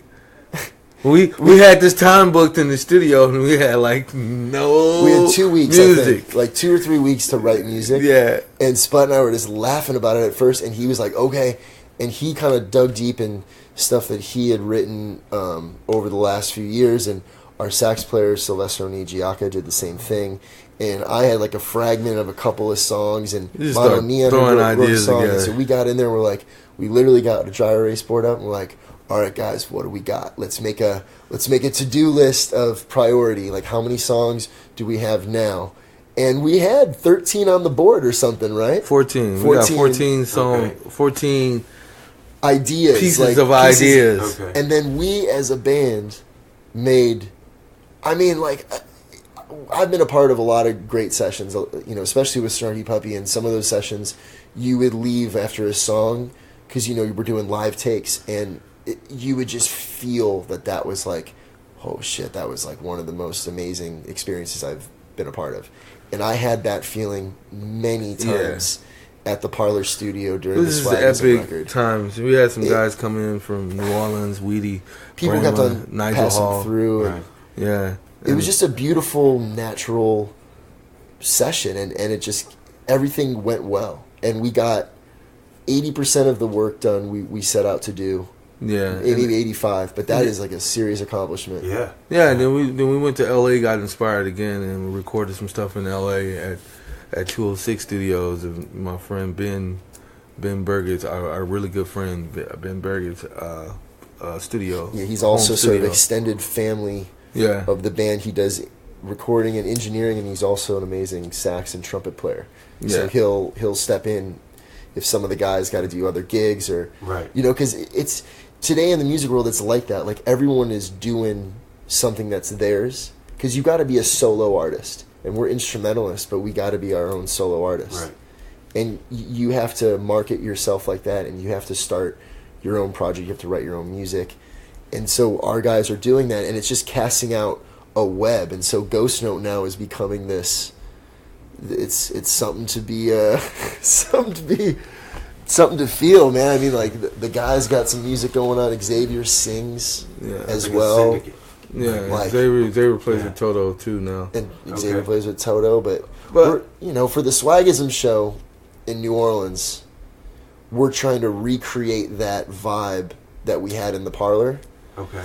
And so basically, a large majority of those guests on the record will be at the show and sitting in, and then there's some new guests that will be there that we're super excited about. Right. Yeah. And with those new guests, that gives it a little bit of that. Yeah, we got Benny territory. Bloom from Letters. Yeah. And this cat named Munir from he lives in Atlanta. He's a percussionist. He's in Weedy Brahma's Hands of He's Time. in Weedy Brahma's Hands of Time. Who else? In terms of there's a lot of guests. There's Bobby Sparks is coming down.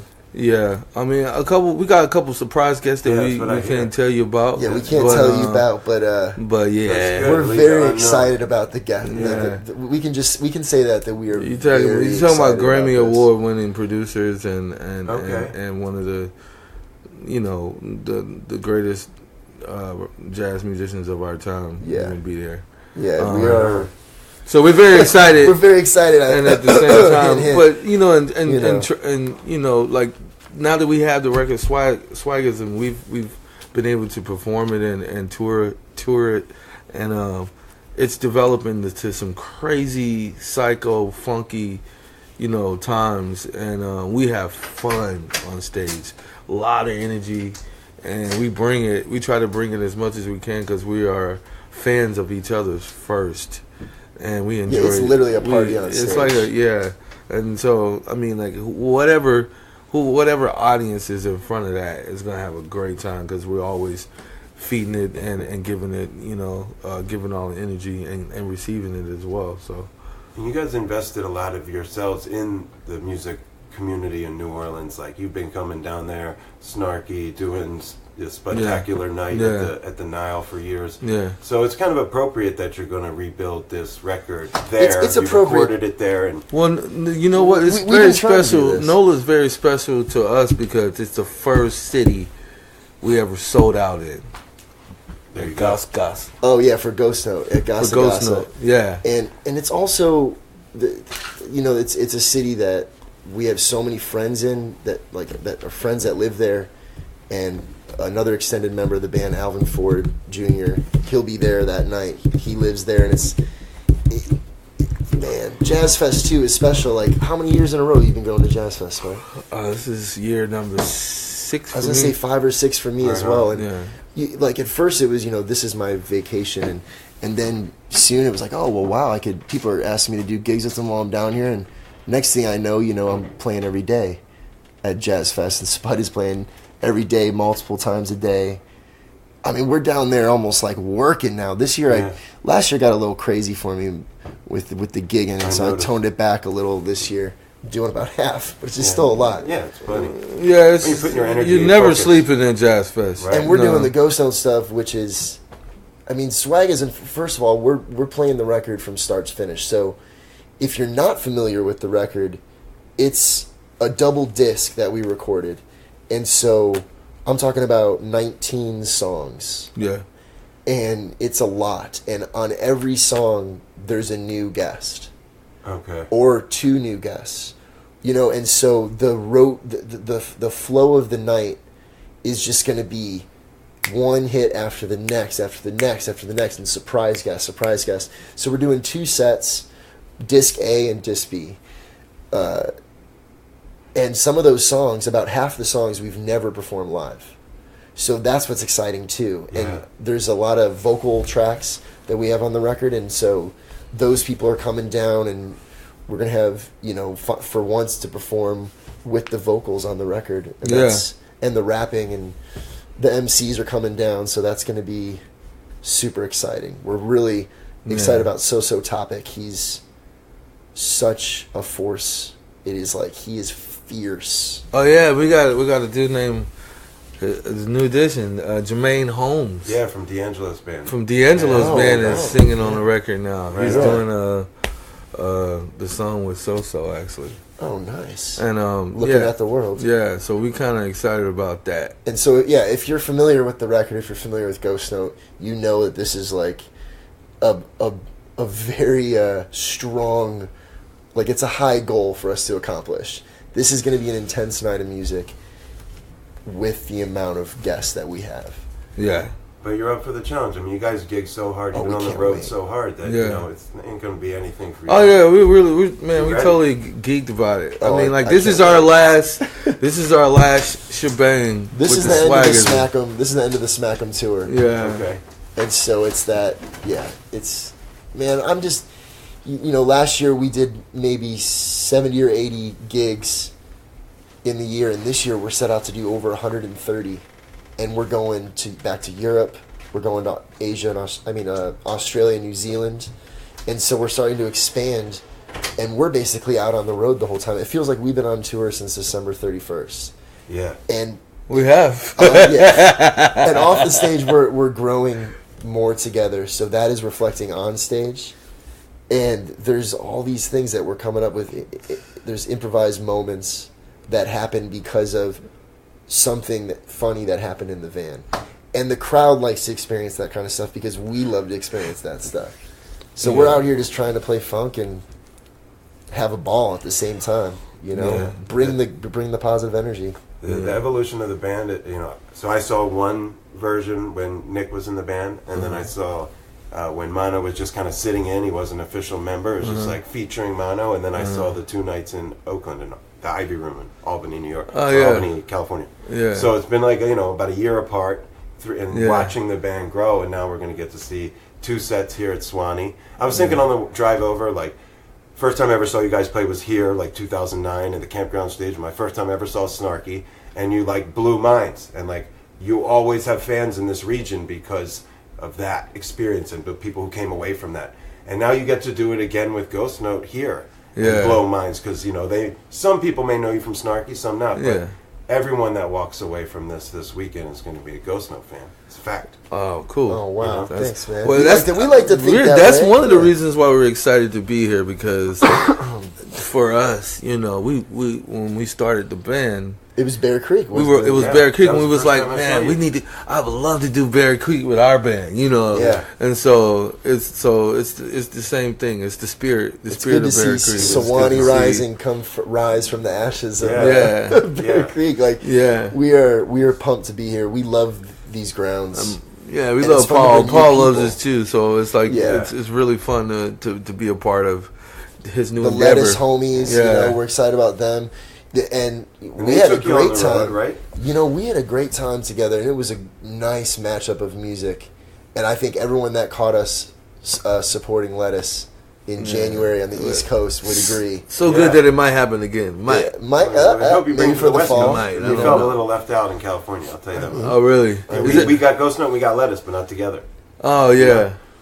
Yeah, you got to get it together. We're hitting the West Coast hard this year. We're coming right back too. I'm gonna see you guys at the same room. And then the boom. Oh, we 3 nights in a row almost there. Santa Cruz is kind of close. This is the Moe's Alley. We're doing Moe's Alley, and then we're doing the next night we're doing Albany, the Ivy Room, and then the next night we're doing the Boom Boom Room. Yeah, which is 3 nights in a row. Another thing about 13, 14, 15. Another thing about the Swagism show I forgot to mention is we don't. We're kind of like keeping it we don't know what we're gonna do with the footage, but that Swagism show, you're gonna capture it. We're gonna capture it. Yeah. And we don't know what it's gonna be, but it's gonna be something. It's gonna be epic though. It's gonna be like an epic HBO kind of. And the other thing about it too is movie. We kind of pushed for the time slot that we got, and it's, in my opinion, I think it's the perfect time slot. It's that 9 p.m. show time, 8 p.m. doors. You're done. It's done by midnight. So for people that are trying to leave the festival grounds and take a quick nap, they can make that show. Right, and they don't have to stay out all night. It's also a lot. We're playing a lot of music, so you can even come and catch the second set. But obviously you're gonna want to be there for I feel like if you're not there, you want to be there for the first set. Yeah. If you miss the first set, you're gonna have FOMO like a mug. That's all I can say right now. If you're listening, you gotta catch the first set. First set, you heard them. But you know what? We're doing other things in JAZZFEST too. We're doing the music box, which was a popular thing last year. The night before. And one thing that we're really excited about... That's almost sold out, actually. So yeah. Well, one thing that we're really excited about is the Ghost Neon show, which is the Monday. Monday, yeah. Which is the 29th, April 29th. And it's Ghost Note playing the music of Mono Neon. So, right on. And, man, we really love this kid so much. And he's never really done a Neon show with his music.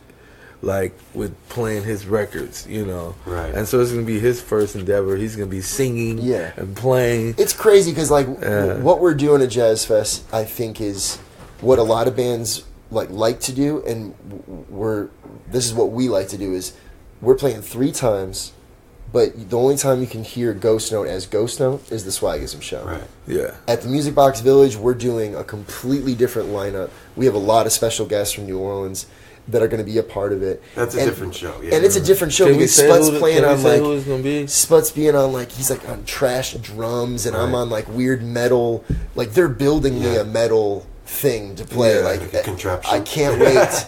It's going to be a dream come true. Yeah. And then, like he said, we're playing the music of Mono Neon. So come see Ghost Note during JAZZFEST. We are going to be throwing down. We've got all 3 completely different shows planned for you. Yeah. And you're just building towards this spectacular. Swagism is the massive. Show. Right. I cannot. I'll be at that, wait. and I'll be at the Music Box. So I cannot wait for it. Count me in. Yeah, and then Jax, baby. any ideas on when maybe you might get back and write new music and do the next record? We've already put. That's what I was saying. We're doing one last shebang with the Smack 'em tour. With the Smack 'em tour, and then we're still gonna be playing the music forever, but we're gonna start diving into some new stuff. We're also introducing half the record into a live situation. Yeah. That we can, because what we like to do is some of the songs we were discussing this the other day is that, are we going to play it the way that we recorded on Swagism, or are we going to play it the way that we play it live? Right. Are we going to honor the record for this one time, and then because we like to cover parts of songs of legends that we love that fit in songs of ours. We do that sometimes. Yeah. And we also we're gonna play it the way we play it now. Completely change a section, and it'll just become the funk. Mono Neon will play a bass line, or Xavier or Vaughn Henry will play some type of keyboard.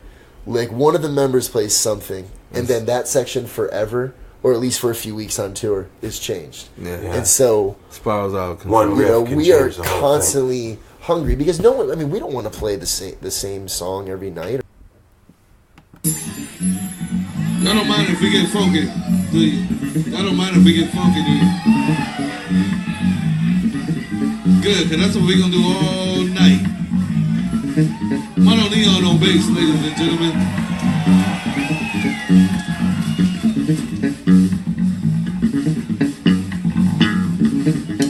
Do me a favor and put your hands together like this. Give me a soul clap.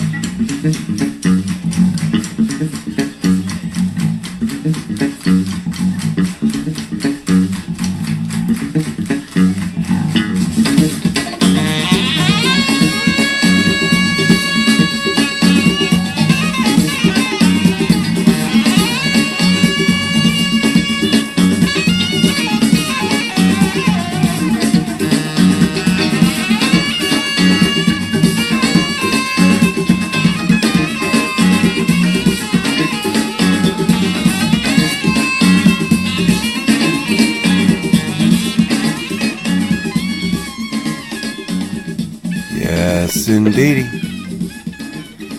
Want to say thank you to the good folks at Ghost Note, who you're hearing right now from Aisle 5 in Atlanta on my birthday, February 19th. Thanks to funkcity.net, my man Jake. And thanks to SPUT and Nate for that conversation and history lesson on Ghost Note and Swagism, and really looking forward to that show in New Orleans in a week and a half.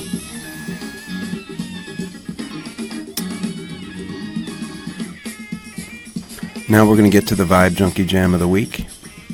Kind of wanted to keep it New Orleans, keep it simple. We already got a pretty long episode here.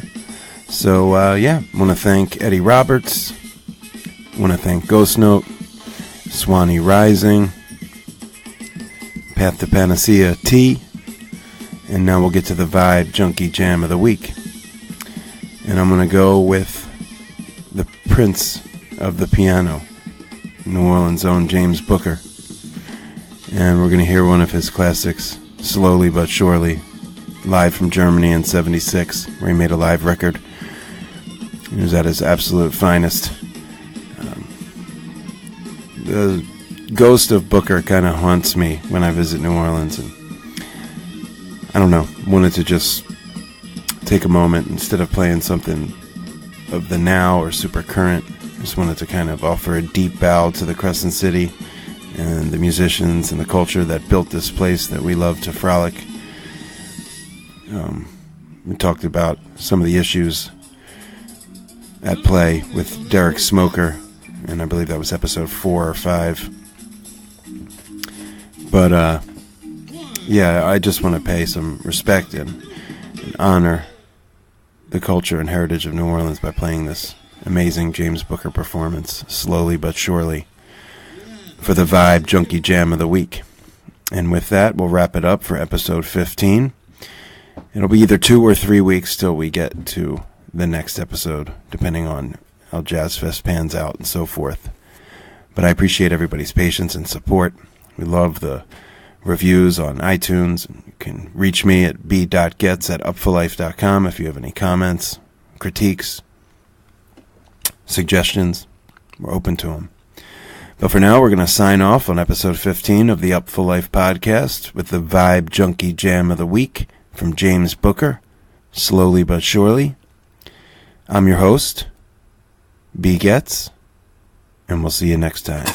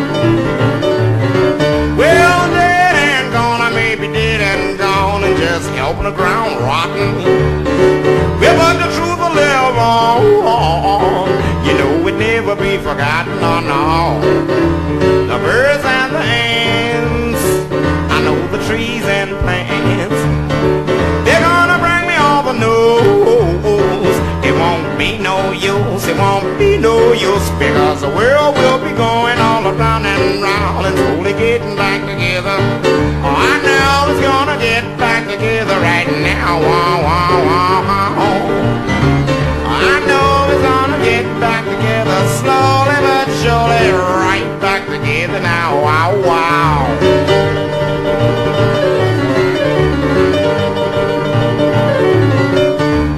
Right back together. I know it's gonna get back together right now. Wow, wow.